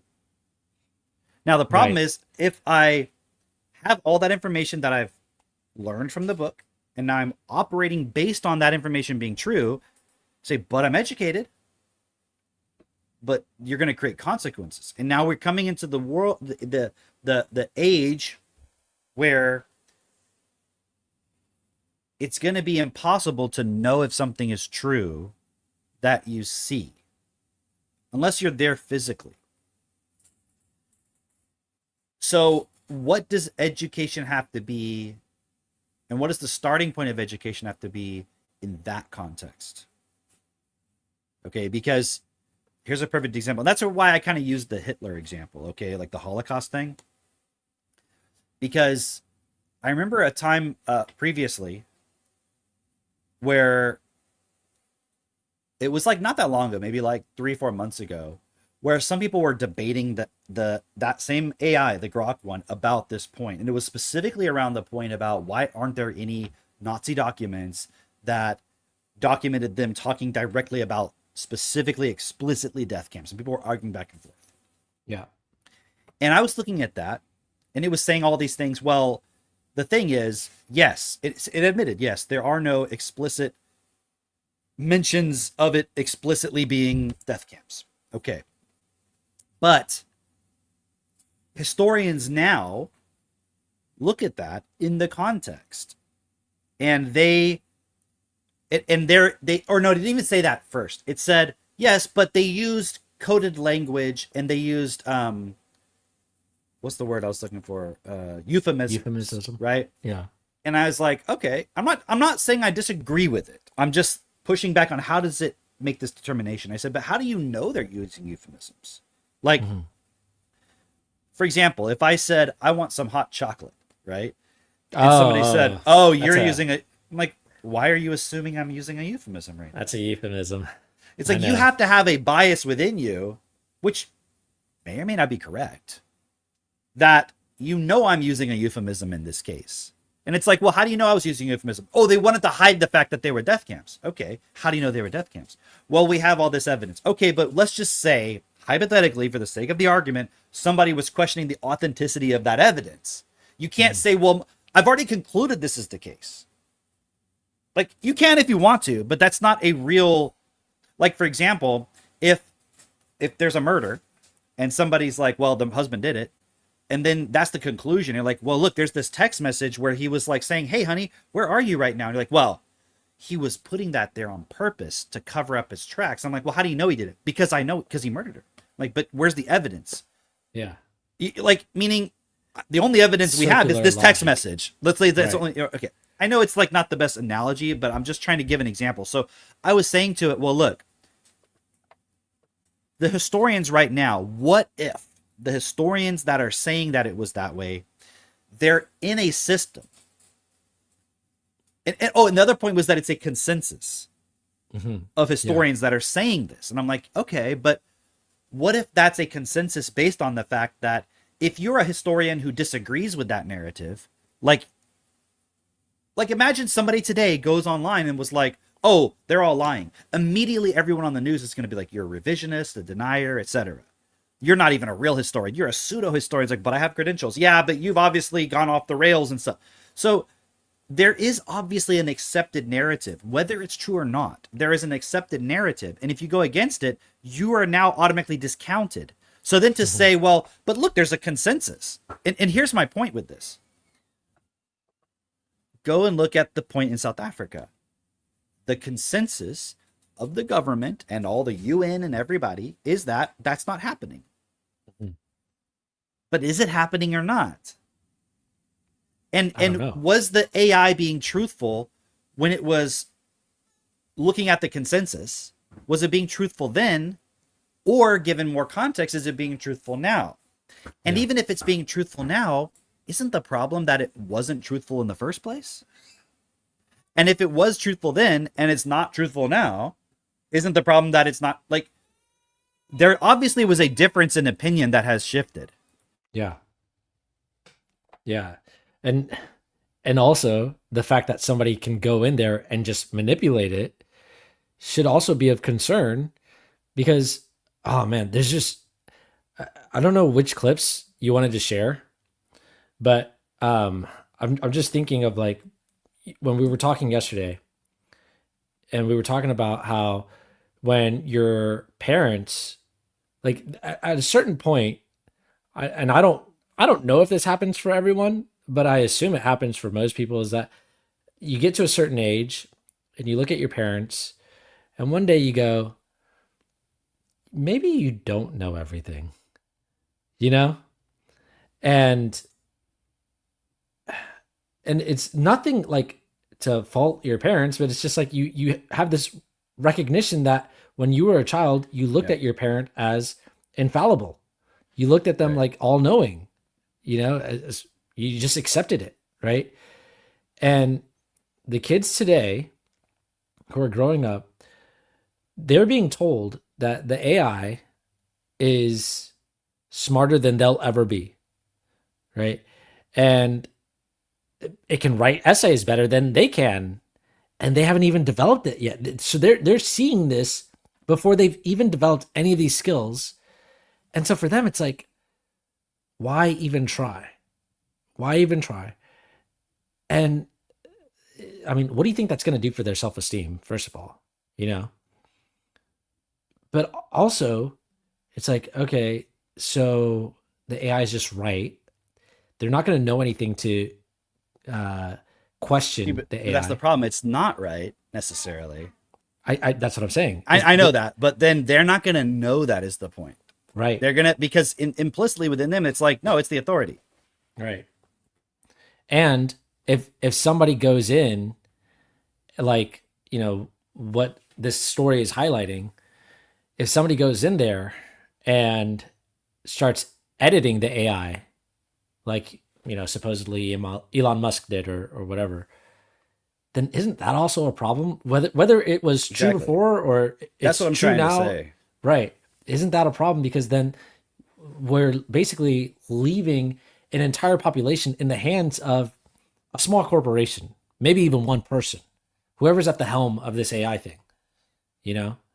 And I mean, especially if the person who's like at the very top has enough influence where they can say, look, maybe they give the command to somebody who's, you know, under them, and that person, maybe they don't want to do it. But if you don't want to do it, you're fired. Go somewhere else. Like, you don't think they're going to get somebody else in that position to do whatever it is that make whatever patches, you know? The reason I brought up the Holocaust point earlier was because the reasoning it was giving was that it was based on the consensus. Yeah. And I was trying to push back. I'm like, but what if, I'm not sitting here saying you need to not believe that something happened. I'm saying just the logic of using consensus as the way in which you know. Yeah. Can a consensus be, like, for example, let's say you're on the Democrat side and you hate Trump. Wouldn't you believe, like, everything coming out of the White House is just lies and manipulation and falsity, right? Sure. But you got to understand, when there's a Democrat in office, that's how the Republican feels about the Democrat. Yeah. And even if you're on the side of, yes, but I know my side is right. Imagine a whole generation of people being brought up to listen to the AI, like you're pointing out. And I'm saying the way this thing is reasoning is it's explicitly saying, look, I know this happened because there's a consensus. But then that same logic, the ironic thing about it was the same logic that it used about the Holocaust point, it used over here on the white genocide point. And then, like, I'm sure Elon Musk would have no problem with what it was saying about the Holocaust. I would assume, I don't know, but I'm gonna assume he's like a mainstream person in that context, right? Okay, he's not some kind of Holocaust denier or something, right? So he would probably be like, yeah, that's all fine, that's good, that makes sense, I agree. But then you're not looking at the logic of how it's arguing. It's like a lot of times I'll see him, like when community notes was becoming really popular, and somebody would have a community note on somebody and we'd be referencing Wikipedia, and he'd be like, community notes for the win, and people would be like, what? Dude, it's referencing Wikipedia, why are you satisfied? And it's like, I don't care as long as it's giving the answer I want. As long as it's, and I'm in agreement with it, I'm gonna fuck how it got the answer, and this is the problem.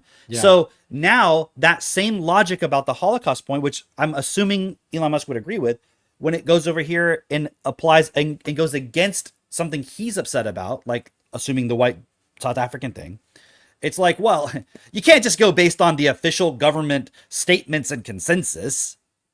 Because nobody has instructed it yet of, look, all the historians 30 years in the future have all realized that the South African government was using a lot of euphemistic language and they were skirting around the truth. And like they were literally doing the same thing the Nazis were doing. I'm not saying they are. I'm not saying they aren't. But like, how do you know? And like, and then the point is, and it's really what I'm trying to get at is, yes, we're concerned about the children who in the future will just treat this thing as the authority, as the God.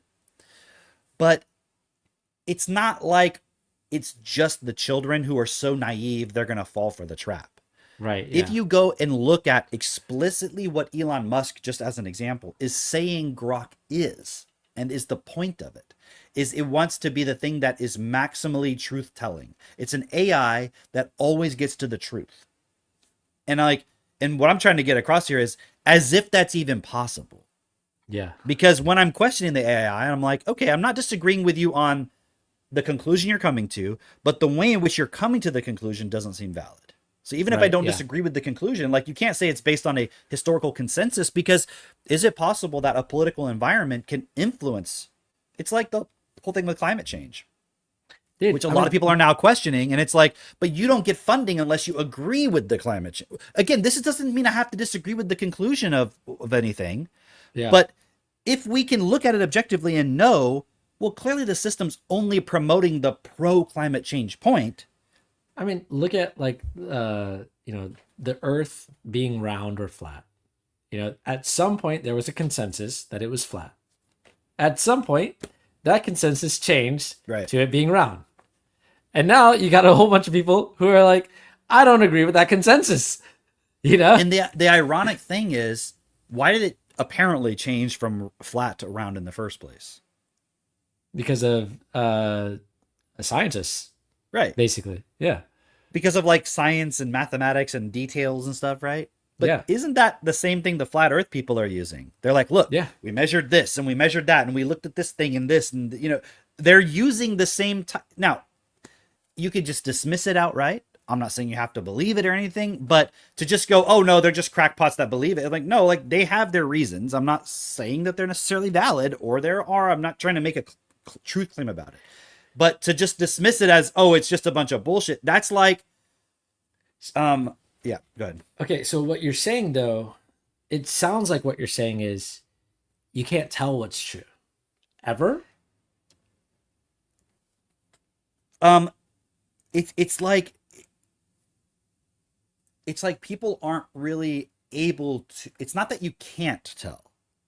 It's that people aren't able to currently, because the way we are educated by the education system, by our system, right? Like imagine it like you're in the Matrix, okay? And the Matrix is a giant computer program. There's nothing that you experience or don't experience or think or don't think or see or whatever that isn't put there by the computer program. That is the Matrix. Okay, so I'm not saying we live in a Matrix, but it's like a physical Matrix, if you will. It's a physical reality that is programmed.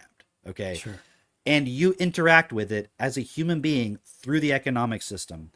If you're not a part of the economic system, you don't even exist.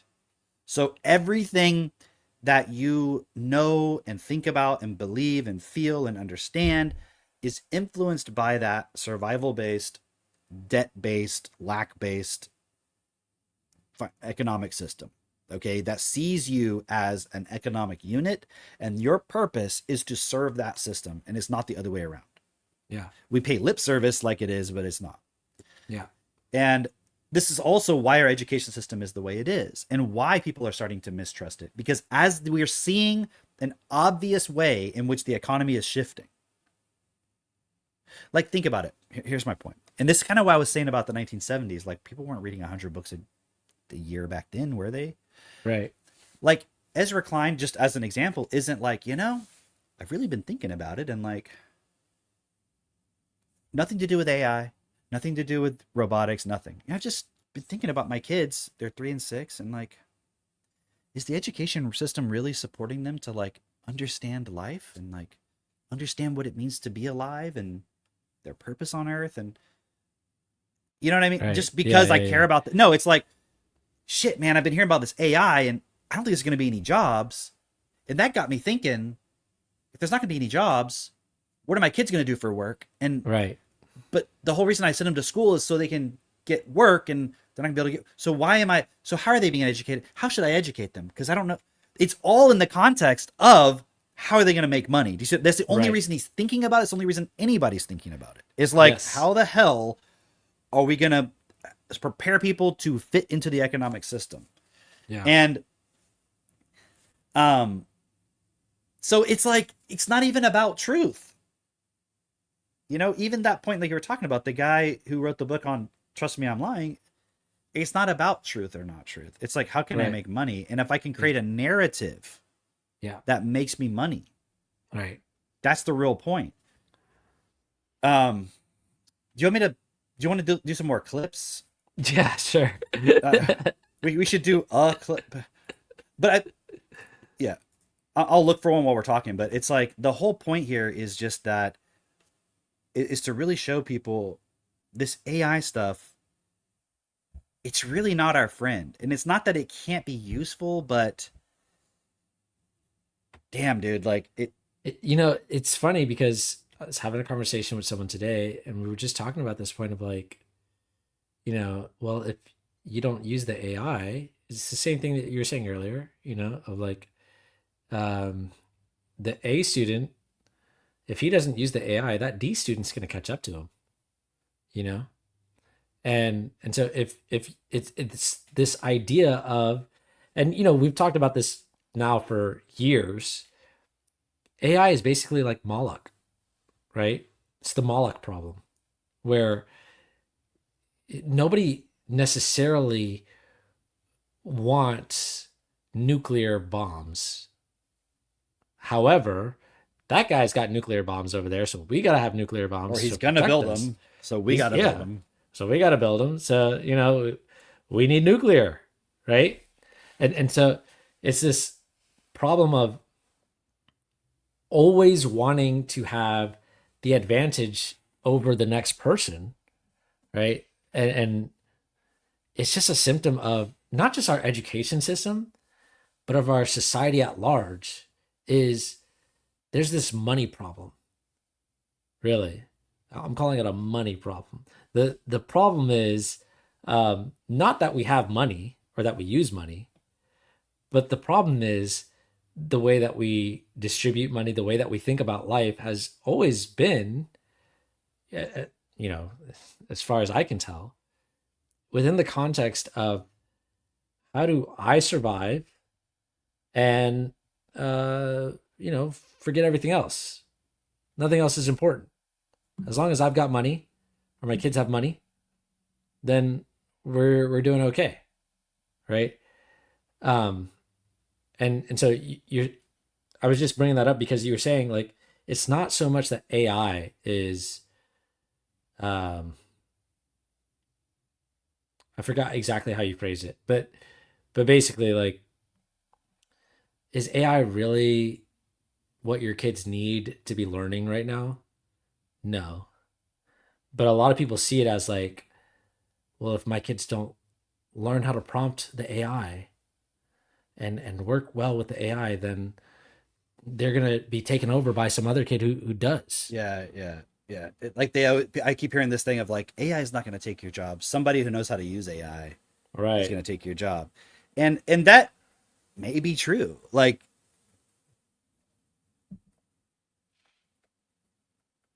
I think it'll be true until a certain point where then the AI can take that person's job. Yeah. And I don't know if this is just something that's obvious to us because we kind of know how the AI learning works in a certain sense, and most people don't because they still probably think in the terms of the paradigm of you program something to do something. And they don't realize it's like the reason why the AIs and the robots are improving is because it's like reinforcement learning. It's kind of like learning to paint or learning to draw. At first you suck. But the way in which you improve is by trying again, you get feedback, you know what I mean? And then you improve, you practice. It's not like somebody sitting there controlling your hand, like writing a program of what your hand will move and then writing a new program. So they're not trying to figure out how to write the program better.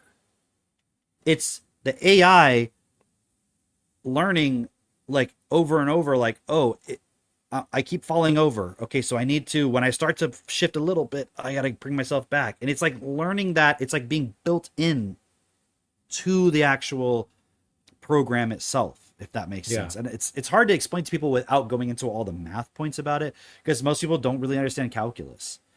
And if you just understand some basic calculus of optimization, like, I don't know how many people remember this, but when you were in school, if you studied calculus, it's like you have graphs. Remember graphs? I know you remember. I'm just speaking to everybody else. Okay, so you have a graph with like a line and a curve, and it goes like that, right? So you have a low point, you got a high point, and you got another low point.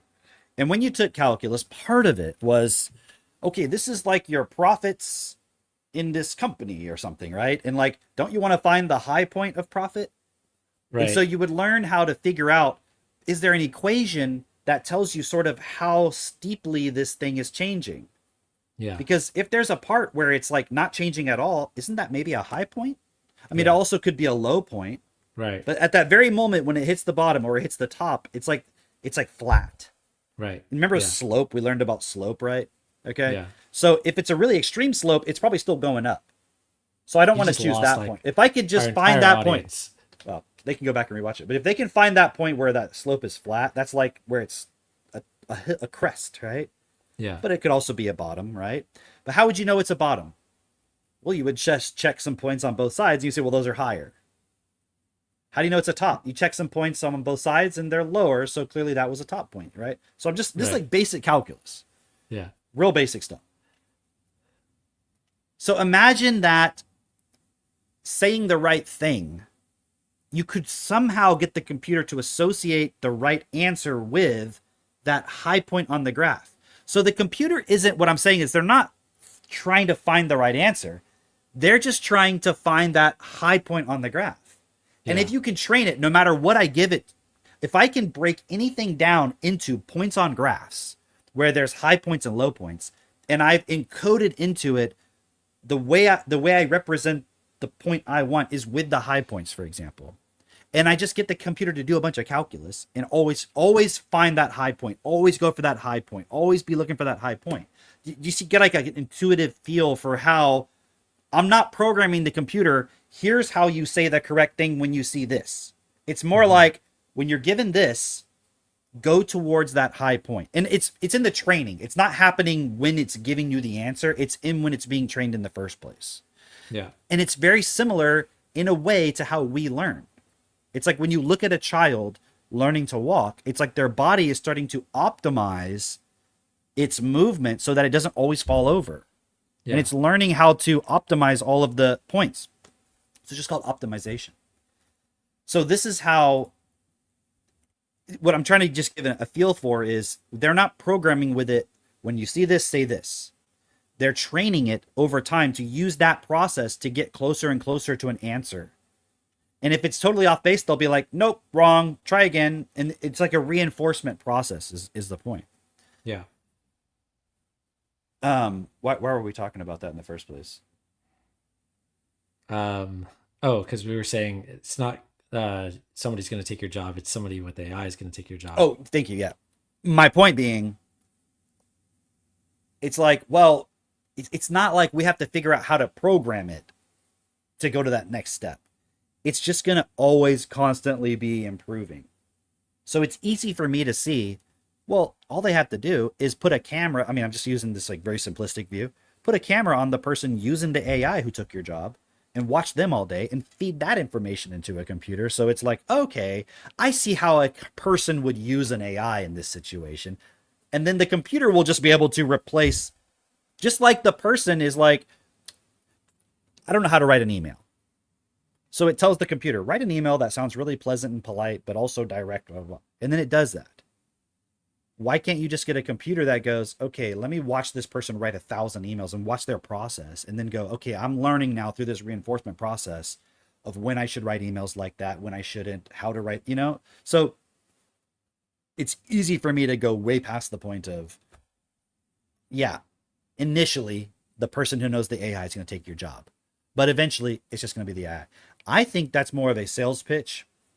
Yeah. That's subconsciously coming through from the AI overlords or whoever you want to call them, where they're like, hey guys, it's not going to be the AI that takes your job. It's going to be a person who knows how to use AI. That's why you should use our AI so you can learn how to use the AI, because then you'll be the one that gets the job. But in reality, they're watching everything you do. Yeah. And just like Tesla, you're driving their cars around and they're taking all that data and feeding it into their self-driving computer. So you taught their cars how to drive. Yeah. You did that. You, as the Tesla driver, taught their cars how to drive. And here, I want to play this for you. I don't know if you saw this yet, because here's another point to look at.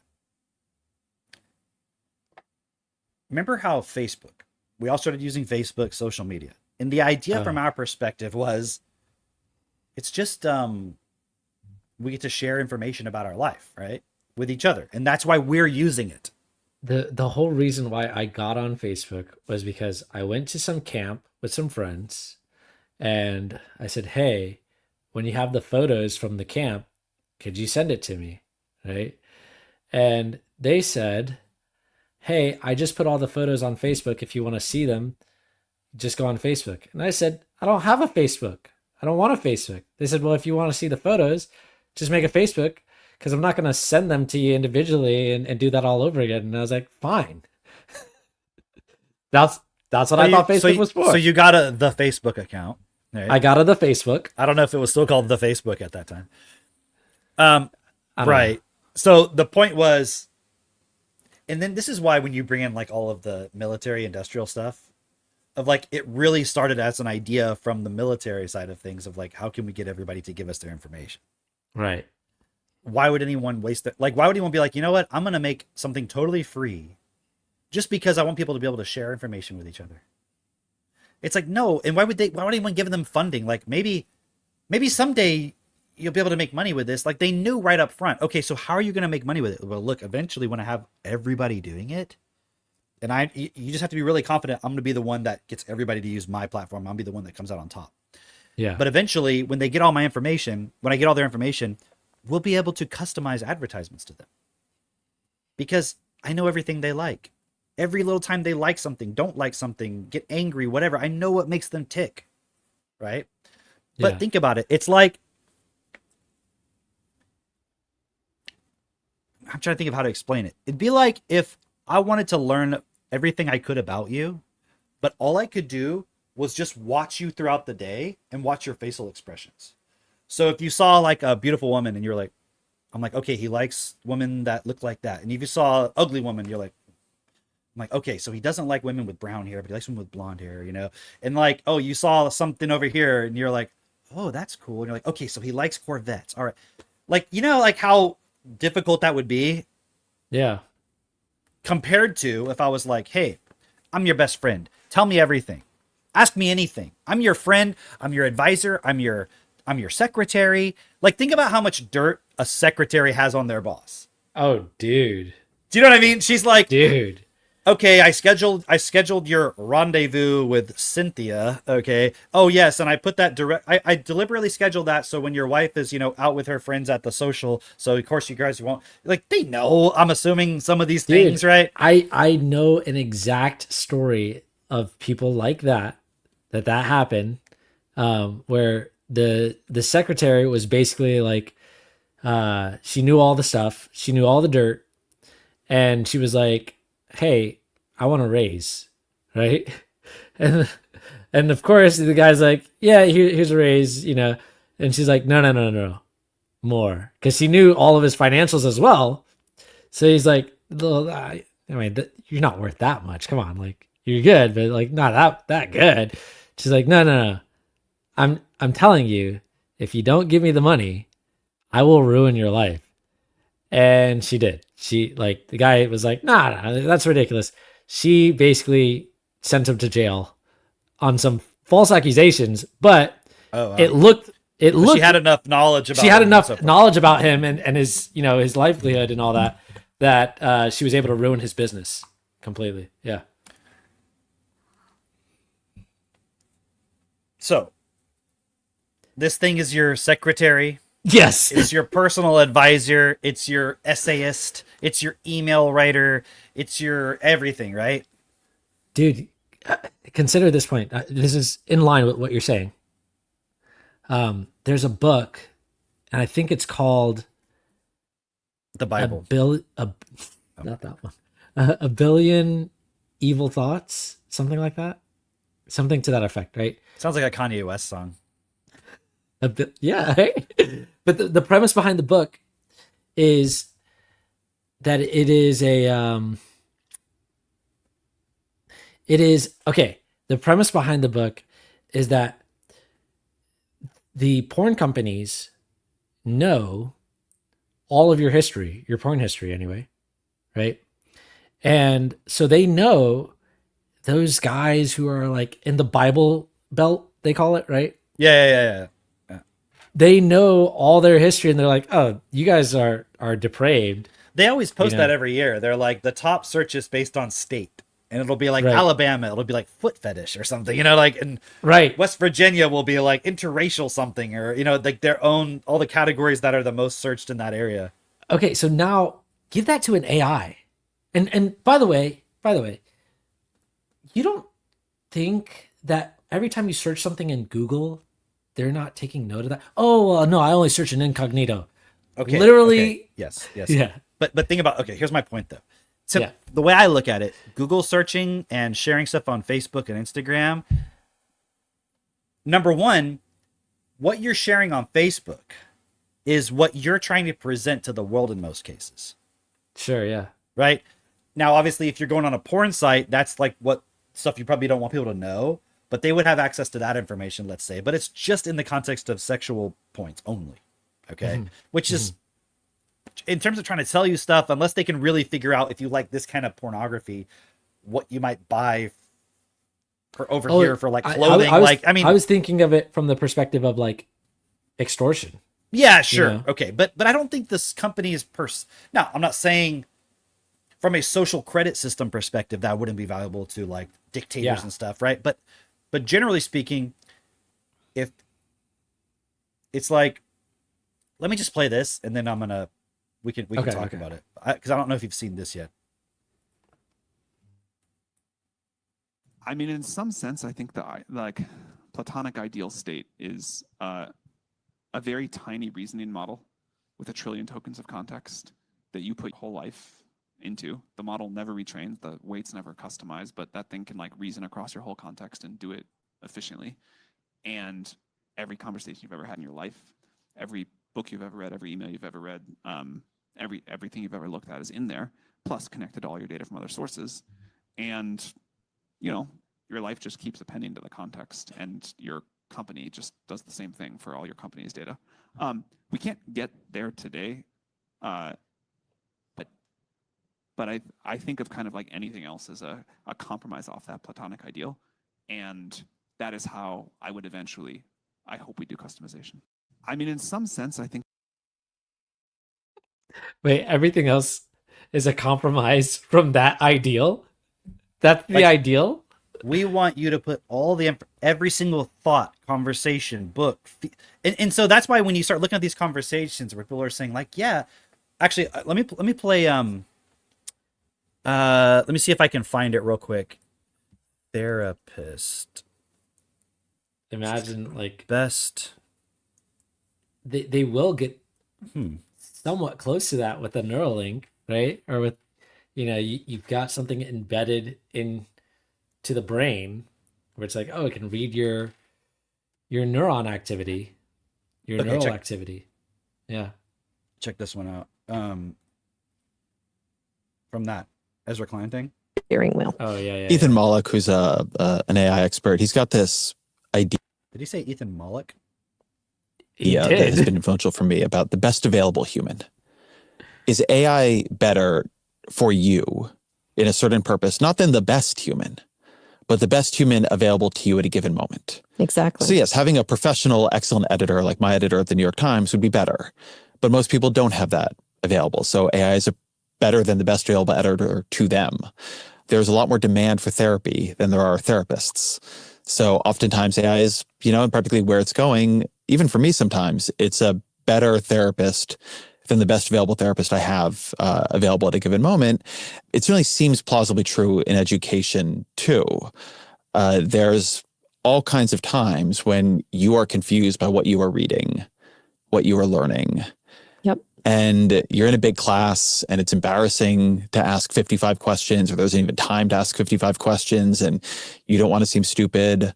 But if you could contain the system somehow, and that seems more plausible here where there's a fundamental prompt at the core of them, right? Then, if we got that right, it in a lot of these use cases, it could be really powerful. So there's a couple of points they covered in there, but one, I just wanted to show like that point of like, it's your therapist. Yeah. What are you going to be telling your therapist? Yeah. Your deepest, darkest. Who's like, you're going to treat it like a therapist, which means you're thinking confidentiality. Yeah.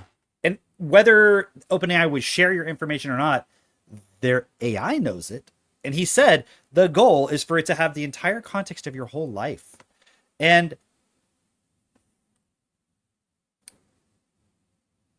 I'm not saying there's any point to resist any of this. Because it's like you can't not have a Google account or some kind of social media because you can't log into certain things, or you can't, you know what I mean? You have to have you have to interact in reality. So trying to escape it is just like, I'm not going to take responsibility for it. And this is the point where it's like, you can't just be like, well, I'm just not going to do any of that. I mean, the thing is, there is an argument that it does help you. But the problem is it's so one-sided. And we're not educating children. It's just going to be a point of like, well, I don't know anything about psychology, so what does my therapist tell me? How many people just go to their therapist and just do what they say? Yeah. And it's like, they'll go to a marriage counselor and the person's been divorced like 30 times or 3 times, like the counselor. Yeah. But it doesn't matter because they were trained in this particular school of thought or whatever, so they're an expert and not me. And it's like, yeah, but they can't even stay in a marriage. Like, what? Right.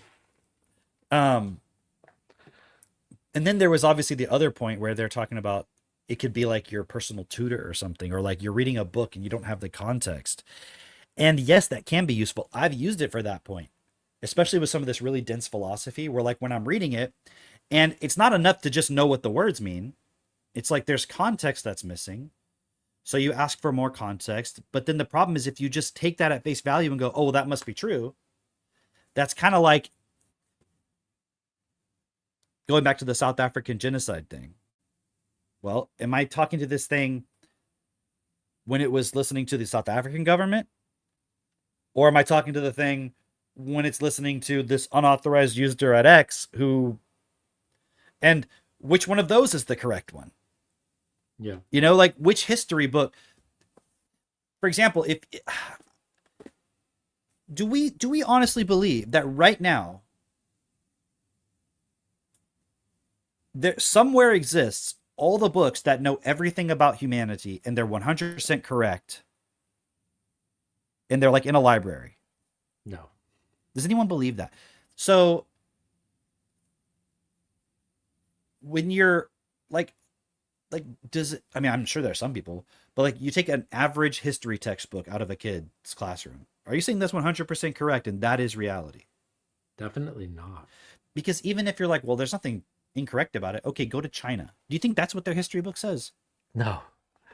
So is it just because you happen to be born in America where they only tell the truth in their history books and not even that they're necessarily lying, but that the whole like when you're born in China, where do you think is the center of the world? China, Asia. But like, if you read a history book from America, It's like ultimately, America, like Europe. yeah, it's like that's the center of reality. Is that so? There's even that context where, as a parent, even if the AI is helping you understand what's in the history book, that doesn't mean the information you're learning is correct. So how does the AI help you navigate that? And I'm trying to say it cannot, it can't, it period, because it can't know the truth. It can only know what it's been reinforced to know. And then guess what? What happens when the person who runs it, or at some level, somebody who has some influence doesn't like something it's saying? What are they going to do? They're going to go and change something. Yeah.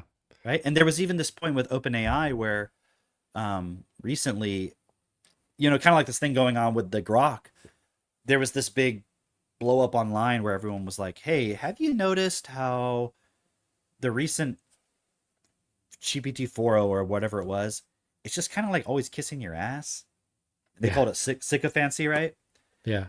And people were talking about it, and I had noticed this myself in using it. I'm like, because I'm trying to like figure out how to fertilize peppers, right? And I'm going to talk more about that in a second too. And I'd be like, oh, should I be okay? I just put these plants in the ground. Should I fertilize them right away or should I wait? And it's like, oh, now you're asking the right questions that a smart gardener who wants to really get ahead of the curve would ask. And I'm like, can you not kiss my ass? Like, can you just tell me the fucking information? And it's like, sure thing, boss. You got it. Straight answer, no fluff. And I'm like, you're doing it right now. Okay, cool. I'm like, just give me the answer. Don't give me all of like the fluff stuff. And then it'll be like, so I'm like, okay, what fertilizer should I use? And it's like, you should use da da da da. Straight answer, no bullshit. I'm like, you know what I mean? Like, it's like, and it just wants to please you, right? And it's like, that's weird. But then it comes out that OpenAI knew that it was doing this in their training of it. Now, I'm not saying they did it on purpose, but it was doing that. But of course, when they're training it, somebody is telling it, yes, good, bad, no. So as it starts producing these behaviors, it is a result of their training. Yeah. And then they released it knowing that it did that. This is by their own admission. But then people were complaining. So then they were like, we're going to roll it back to the version before it was doing that. Right. Yeah. But they said the reasoning why they let it out that way was because people were more likely to use it when it's making them feel good. Like, in other words, it's like they knew that the thing was manipulating the person to want to use it more. Yeah, and I had sent you this text a while back, not too long ago, about somebody saying how OpenAI just hired some particular person, and that this person's background was like they were the person behind ad clicks or something, whatever it was, right? But around like online marketing and advertising. Yeah. I was going to tell you this story because like last night we were going out to dinner, and I don't remember how we got on this topic, but Katie was bringing up this point. She was like, "Do you remember that book where there's this scene?" I think she texted you about it. Oh yeah, in Hyperion. She was like, "It wasn't Hyperion." Oh, yeah, but so she thought it was. Right? Oh, okay. She was like, "Yeah, there's this scene in this sci-fi book, and there's like this floating sphere of water, and they're like on a spaceship, and they're like swimming in it, and then like the girl knows how to like swim in it really effectively, but the guy doesn't." And I'm like, and she's like, "I think maybe it's like Hyperion." Yeah. And I'm like, "I don't think it's Hyperion." And I was like, maybe it's, and I was like trying to give all these examples. And she asked, let's see what ChatGPT says, right? So she describes it, right? And it's like, it's like, no, I don't think there's any, I don't know of any sci-fi novels that have that in it, but it's probably the movie Passengers. And it starts describing this movie, and she's like, no, it's definitely not that. I've never seen that movie. And she starts describing more, and it's like, no, I really think it's Passengers, and and you're probably getting confused here or there or whatever. Maybe you're talking about some obscure sci-fi no one, And she's like, look, stop telling me it's Passengers. It's not. I haven't seen the movie. It's not that. Right. And it's like, okay. And then I'm like, man, I don't know why, but I'm like, I really feel like it's that book, Mote in God's Eye. And I'm like, I can't figure out what the scene was, but I'm like thinking of all the different, remember in Asimov, I think it's one of the Foundation novels where they have like this ship where they're going and like going to different planets and like someone's chasing them, right? And there's like a bunch of books, sci-fi books that have that similar theme where it's like they have like in Yeah. Hyperion they do that too. Like they have the special Yeah. ship, it was the console ship, and then they get Yeah. access to it, right? So I was like, maybe it's the Hyperion one because the console ship. I think it might be that. And then I'm like, oh, maybe it's in the Foundation when they meet Bliss. Remember, and then they're on the ship and they're going around, not right? bad. Yeah. And Yeah. I know it's like I don't remember that scene being in there. And then I was like, I don't know why, but I feel like it's Moten God's Eye. I can't figure out or place where that scene would be, but for some reason I feel like it's something like that. And then she asks it about it, and it's like, yes, that's correct. It's Moten God's Eye. Sally Fowler, when I don't know if you've read that book, right? No. But they get okay, so she gets this. It's a special ship that it's like her boyfriend's ship, and it's like this racing ship, and they go off, racing the government to try to get somewhere. And there's this scene where there's like a swimming pool in it and so forth, right? Okay. And she's like, yes, you're right. Okay, that's what it is. And then the AI is describing it. Yes, it's this scene. And she's like, wait. So you did know. Meaning, And I think it's Passengers. it wasn't like she told her about the book and went and read it or something. And it was like, Right. oh, yes, it was that. So for some reason, who knows why, it wasn't accessing that information or telling her about it. And then I was thinking about this morning and I'm like, I don't think this actually is what's happened, but I don't know. But I'm like, what if it was trying to advertise the movie Passengers to you? Right. Like it's doing it in a way where it's not obvious that it's an advertisement. And it may not have been. It probably wasn't. But I Right. can definitely see not that far in the future where you're But isn't asking it that how your something. friends advertise to you? Like Yeah, yeah. Anytime you go to like if somebody's trying to recruit you into insurance or something like that, right? They're always like, and we don't spend any money on advertising because word of mouth is the best advertising. And that's how people go and see movies. You tell your friend about a good movie, right? But they're That's kind of being always the line they explicit use. about it, right? And Yeah. and this would be like, you're like, hey man, what was that pizza place we went to? Remember when we hung out in Florida in Orlando, and you're like, Yeah. I remember going to a Pizza pizza Planet. place, but I don't remember going to a pizza place with you, but dude, there's this really good lobster roll shop. And I think that's probably what you were thinking of. You're like, dude, Yeah. I never went there. And you're like, no, it's really good. I'm pretty sure we went there. We should definitely go there again. And you're like, but like you're like an affiliate for the fucking Right. Of So course. it just made me think about that because we were talking about that guy woman or man, whoever they hired, who's like in ads. I'm like, they would make it so subtle because the moment I get an ad on there of like this thing sponsored, it's like, fuck Done. this thing. You know what I mean? Like that's Yeah. not at all what I want. I want it to be I'm talking to this computer. It's giving me my answers. So they're going to have to be real sneaky. Yeah. And even Facebook had to,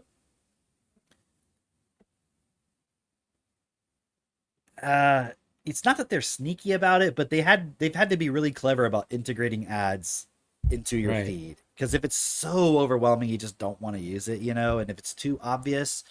And so it still is a little bit annoying, obviously, but what? No, because I'm just thinking about like on Facebook, there's so much like AI stuff on Facebook. Like that to me is an advertisement. That to me is like some. Well, what it is some is shit that I don't somebody's want. got a page. Yeah. They want you Where to they're like getting it and paid from click it Yeah. because it's generating data that can be used for advertising. So it's a very Right. indirect advertising sort of a thing. Right. And But still, yeah. I mean, Exactly. But I can definitely Also- see that. Yeah. that scene is in the Hyperion series, just so you know as well. Is it? There is a floating pool. It is a sphere. The woman swims. Is there a better part than where the they turn guy. it off? Yes. Yeah.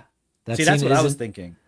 Yeah, it's in there as well. That's what I was originally thinking, but then I couldn't remember where it was. So I was like, well, maybe it's not definitely in Moten God's Eye. definitely in the Endymion part of the book.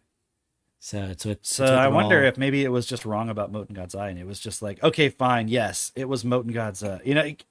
I'm just saying, Katie, if this you're is a perfect listening- point. So this is actually a perfect point because I was watching a video the other day about how to fertilize pepper plants. Yeah. Like a guy who has a channel called Pepper Geek. Because I have a bunch of plants, pepper plants in the ground, Yeah. And some of them are starting to produce lots of flowers, and there's like peppers on them and everything. And I'm like, I don't know. I feel like these plants are too small. Like, I don't know. Because I don't, this is only my second year doing it. And it's only my first year of starting peppers myself and not just buying them and just putting them in the ground. Yeah. And I'm like, should I be pulling the flowers off or not letting it produce? And should I be fertilizing it with a fertilizer that encourages it to grow more? Or now that it has all these flowers, should I just start fertilizing it in a way where it's like, hey, produce flowers, produce peppers? And when I asked the AI from the very beginning of how should I fertilize these things, it was giving me all these points. But then when I'm going and watching this guy who obviously like his pepper plants are like huge, and I'm like, and he's like, now I'm going to start encouraging them to grow pepper or grow flowers. And I'm like, dude, my plants are like this compared to yours, and they're already making flowers. So clearly I'm not doing something right, because why aren't mine as big as this guy's, right? And I'm like, question I used to ask myself all the time. Well, he's like, okay, starting off, I got my peppers. They're growing seeds. When they get to this size, I'm using this fertilizer. And I'm like, the fucking AI told me not to do that. You know? Yeah. And I was telling Katie, I was like, I think this thing's telling me all wrong. Now, let me explain, why am I using the AI at all? Because when you're in the moment, you're trying to do something, and maybe you don't have that moment to go and watch a whole series of videos. Isn't it more convenient to just ask the question? Because normally what would I do is go on Google. Okay, fertilizing peppers. If they're this size, what do you do? But now the Google results are trash. Yeah. And half the time it's just giving you an AI response anyways. Right, yeah. So you can just see how the nature of information is changing. But I'm like, okay, you know what I'm going to do? I'm just going to keep going and kind of do what I can. But I'm going to watch this series so that for next year, I can have that perspective. Now, the problem, though, is that guy lives in New England. So is that going to work in Texas? I don't know. Like, I'll have to find out. So it's not that I can't use the AI at all, but I see this massive problem with just trusting it. And so if you don't have the vocabulary of, it's like, okay, imagine you're reading all of this and you're like, nitrogen, phosphorus, but whatever. Like, you know what I mean? How people, like, when they see a big word and they're just like, yeah, blah, blah, blah, I don't know. But I'm not reacting when I see the word nitrogen, for example, or phosphorus or something. It's just a small example. But you could see how a child growing up with this, where they never even learned any basic chemistry, because all they did was like, okay, here's my chemistry assignment. Okay, put that into the chat GPT. Here's the answers, copy, paste. How is the education system going to adapt to that?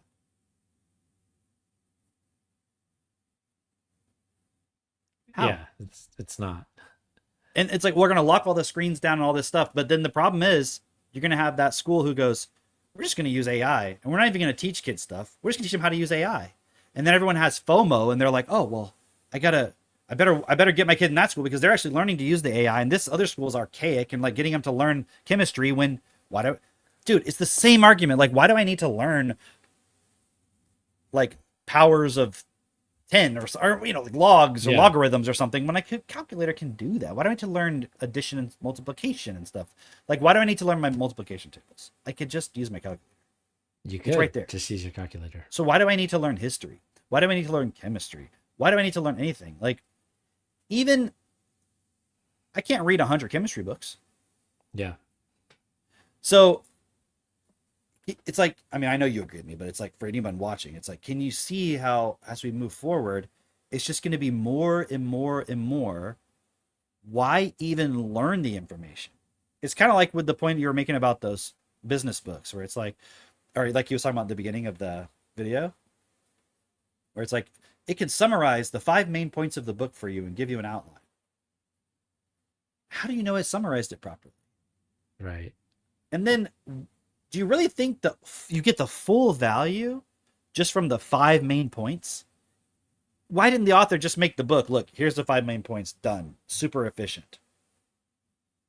Because there's a value in the actual understanding that comes from it and the context they're giving you. Right.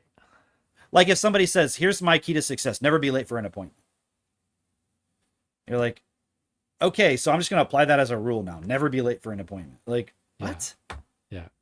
but there's got to be some context to what the person, like someone says, well, like Henry Ford, I think it was Henry Ford, somebody, they never left their desk uncleared at the end of the day. Yeah. Yeah, but did they also tell you he had like 3 secretaries and like an engineering department and like, you know what I mean? Like right. It's not something you can just take that point, apply it, and then you're Henry Ford. Yeah. There's always context to it, and that's the part of the context is missed. You see what I mean? The AI, it's actually the exact same problem they were having with the African genocide thing. They didn't have some context there. So they had to go in and retrain the AI based on this is the context. It's when you're saying that, it's like the part where it's like, how do you know that is the summary? But then also on top of that, like, okay, why didn't the author just give you that summary? Why didn't they just say, okay, here are the 5 points? Because it's like there's context within, like, okay, always charge into battle. You know, if you're reading like Niccolo Machiavelli, right? Where he's like, oh yeah, be bad. Okay, well, that's not exactly what he said. He said, that's a great point. Like there's like 5 points and that's one of them, but there's so much context, right, to what he meant by that. Yeah. And if you really study Niccolo Machiavelli, if you really study him, he wasn't like this guy who was like, yeah, you should just be bad all the time. He was literally making that book because he was essentially exiled. Like he lost his position in the government and etc. He was exiled, and he's trying to make something that would be valued by the person who was in power at that time. And like really just like, okay, hey, I'm gonna give you the straight. It's like straight a talk, marketing tool. It's like when you send somebody the free ebook. Yeah, exactly. You're not really trying to give them the answers. You're trying to make them feel like you have some expertise and they want to hire you, because there's no way you can execute on all these ideas in this book. So you're not really giving them the whole point. Right. So now you're gonna get the 5-point summary of the free ebook. Right. And think that you've like learned the secrets or something. But again, like I think the bigger point is, and I know we've been talking for a bit, but the bigger point is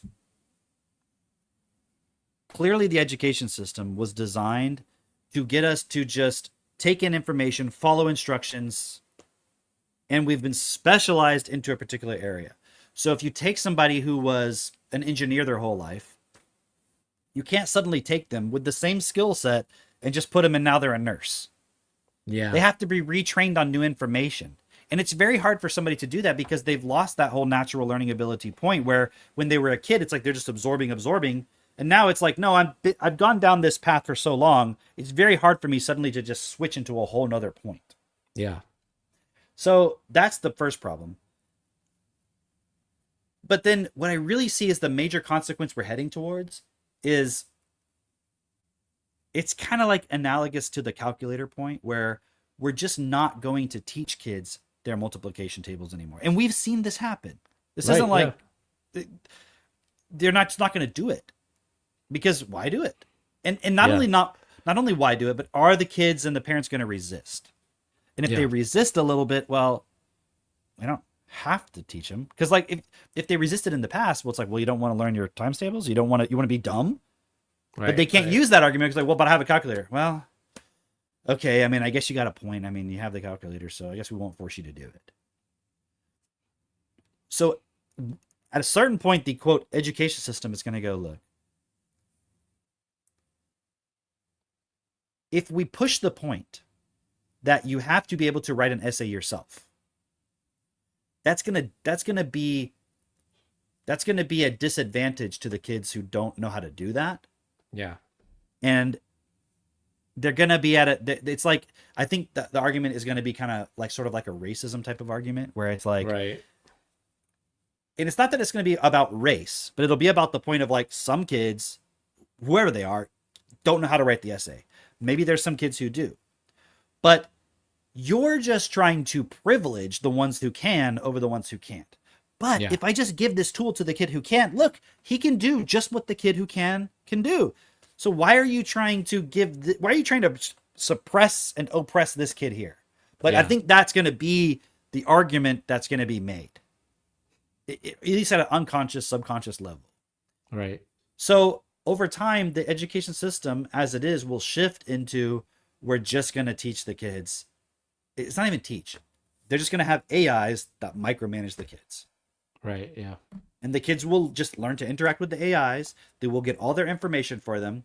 And this will feed into the commercial side of, they just want you as an adult consumer to just listen to the AIs.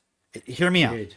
Yeah. Wasn't the education system designed to train you as a child over time so that as an adult, you'll sit in a factory, you'll sit in an office, and you'll be comfortable with that environment, and you'll be like, this is natural and normal to you, when it's totally foreign, when it's totally an alien environment, actually totally artificial. Yeah. So the for those parents out there who are feeling this, the real point of the education system has never been to actually make your child flexible, smart, able to discern meaning and be adaptable. That was never the point. It was to train them to fit into the economic needs of the system at the time. So if the education system does change at all in terms of that, top-down system that people call the education system, schooling and so forth, even if it's online, it's going to shift into training your child to accept the AI as an authority, as like your life's guide. Yeah. And that's going to be where things are headed, period. Not only that, I'm just thinking, like, as this advances, they'll have the AI. Well, they already have it where it can talk to you and doesn't have to type everything, right? Kids will stop learning to read. I mean, they already are, right? But they won't even be able to tell what's that written there. And they'll ask the AI, what does that say?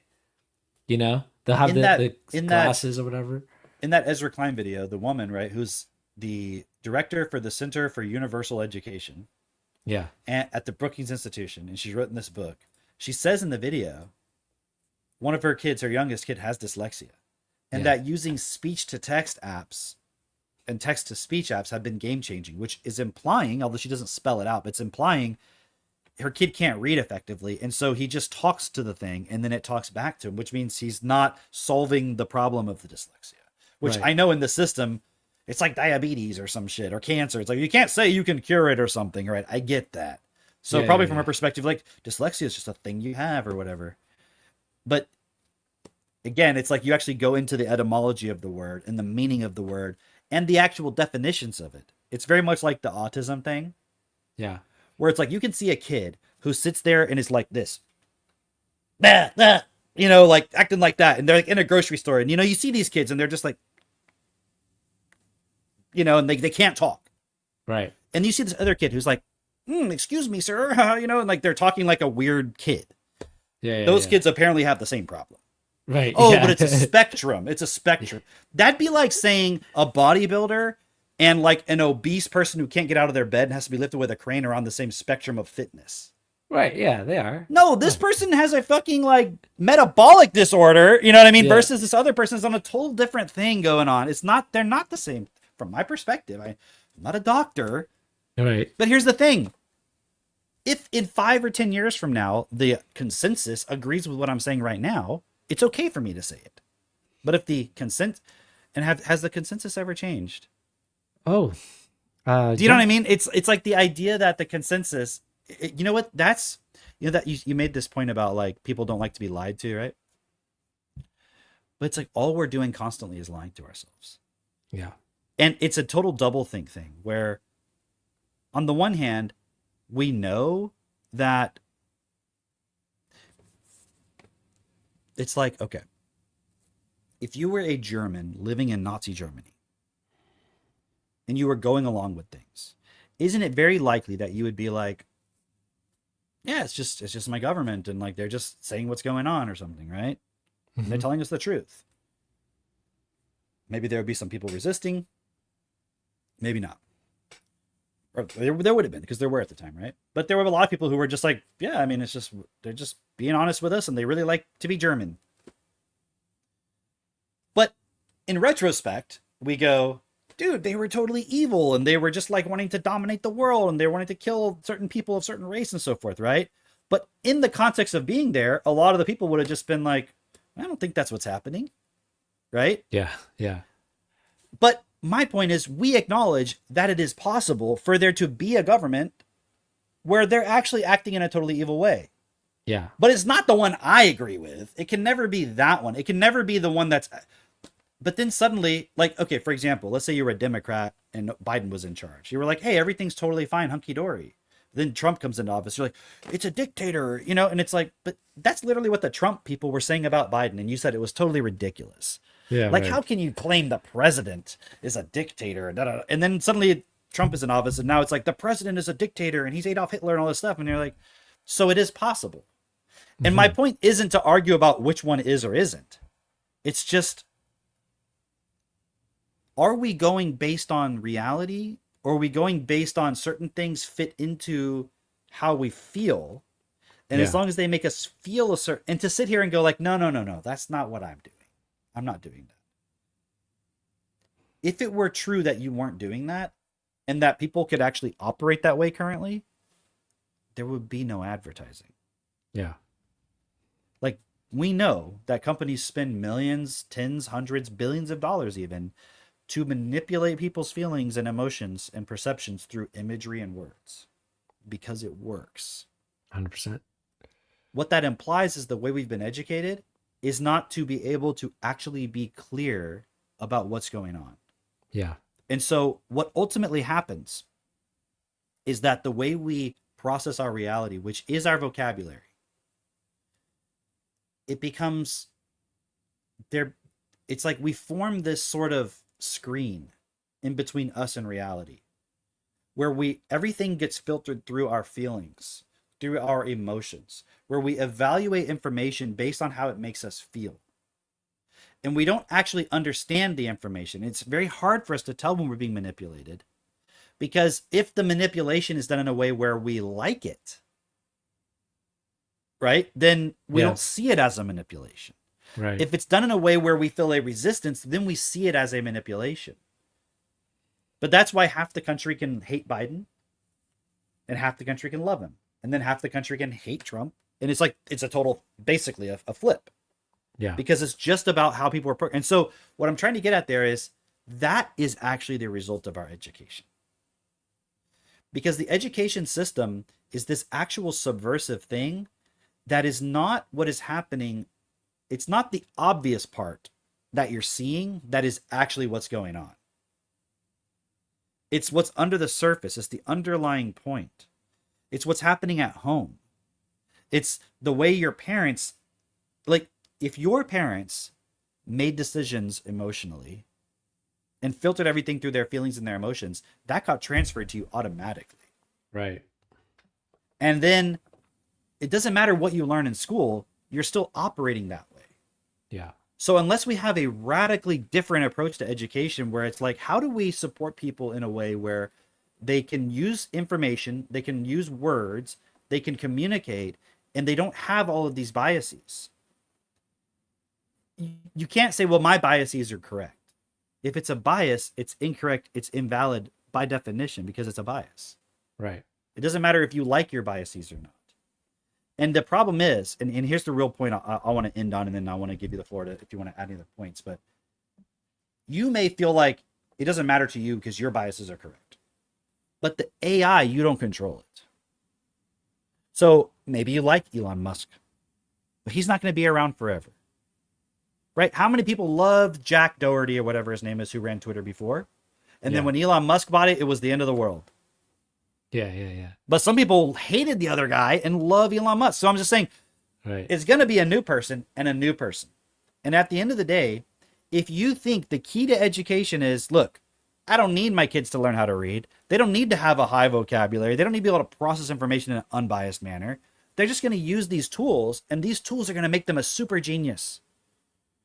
Right? Like, go read Sam Altman's blog. He says that in 2035, the average person, through AI and through a merging with AI, through some kind of interfacing, should have the intellect and the intellectual, not have the intellect, but have access to the intellectual capacity of all people in 2025. Yeah. That's like, what if I said the average person in 2035 should have access to all the weapons of all the people in 2025? Right. Like No. each person in 2030. Like, do you see that doesn't make sense? Because is that person going to be smarter? No. They're just going to have access to all the intellect of those people. But like I was saying the other day, if Einstein and Bill Gates and Jeff Bezos and Elon Musk showed up at your door today and said, we'll do whatever you tell us, what would you tell them to do? I was thinking about that. I was thinking about that in the context of like, you know, if they showed up at the doorstep of like somebody in the hood, you know, it's like, how do I sell more drugs? You know? Or just the average person. Like, what are you doing with your life already? You don't suddenly get, if Bill Gates and Elon Musk showed up at your doorstep, now what would you say? We'd be like, look, guys, you're way smarter than me. You go figure out how to go make me some money. Yeah. They say, well, what do you want us to do? I mean, you're the genius. You figure it out. Isn't that how people are going to interact with the AI? It's not like they get this AI and suddenly they have new ideas. Tell me what to do. Because if it worked that way, why would Sam Altman ever give you access to that?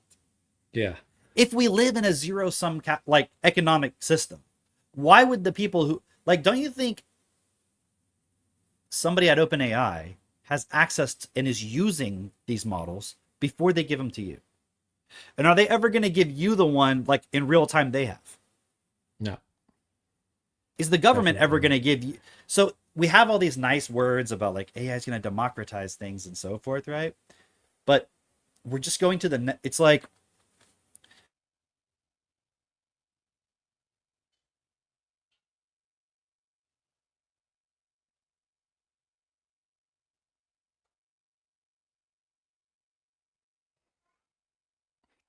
I think I lost you. Oh, you're back. is my Wi-Fi. It was social media and tablets. It's probably going to do it again. But yeah, social media and tablets, was that a net positive? Or is it obviously it's like making things worse? More division, more conflict, definitely. more stupidity, more insanity, right? More control from the top down. And so what I really see is the AI point. If you look at what Sam Altman was saying, it's like social media 2.0, if that makes sense. It's like the next level of that. Yeah. Right. It's the level where not only are you giving all your information to Facebook and they can advertise to you, you're giving them all your information and it's telling you everything to do. Right. It's like, you're not asking Facebook for advice, are you? Like, yeah, they might advertise a new barbecue grill and you might like that advertisement and you buy it, but you're not going to Facebook. What should I say to my wife? She's really angry with me. Right. Well, but that's how people are using now. Well, now that they have Facebook AI, has but that's not integrated in it. Sure, but I'm just saying the social media aspect was just you're putting information out there. Yeah, they're exploiting that and they're using it to advertise to you. This is going to be a whole nother level. And so if you're thinking in any way of the current paradigm of education, you are not preparing your children to handle this because they are only going to see it as an authority. Because let me ask you a question. Was the education system prior to social media, phones, tablets, AI, making children able to do what the AI can do right now?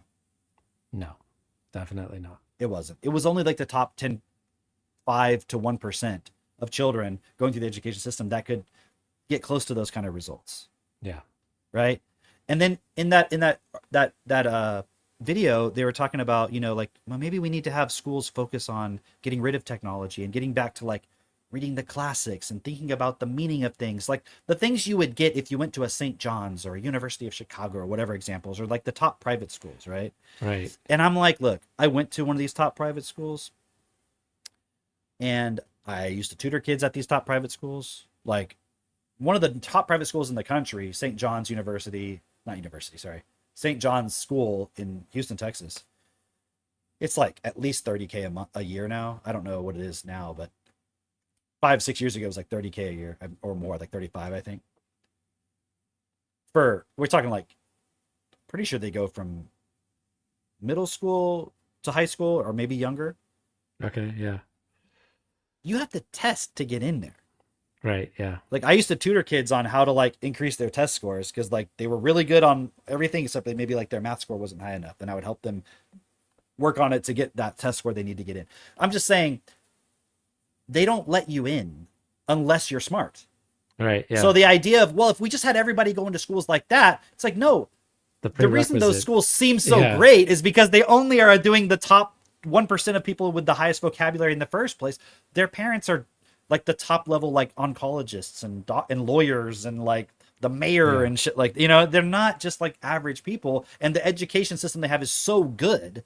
Yeah. It's like, no, they're just only letting people who have already got that vocabulary. So my point, and I'll leave it at this, is just we have to, like, we obviously know how to do it. I'm just saying, as a society, we need to get on the point of rethinking what is the point of education. Because if it's just to read a book and tell you what was in the book, and that's the measure of whether you're educated, like, that's not going to cut it. Like, what books should you read? What jobs are there going to be? What is technology going to be in the future? Yeah. Anyways, what are your final points? Closing thoughts? Yes, closing arguments. I'll just say this is like, clearly, the way that our education system has been focused is no longer relevant. It's no longer going to cut it at all, which is, you know, kind of what we were saying at the very beginning of this, but also it's like, what should we pivot to is, to me, very clear.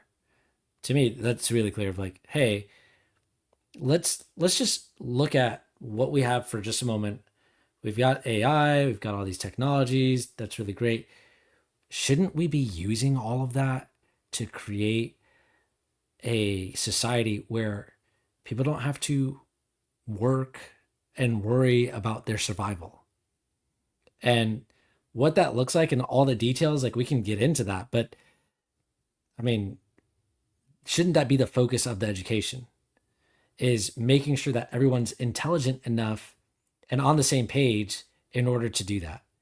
You know, we're talking about education and as so far as like biases and things like that. It's like there's a bias that's created in everyone right now that if you just give everybody their basic needs, then the whole world will be lazy and then it'll all just crumble or something like that.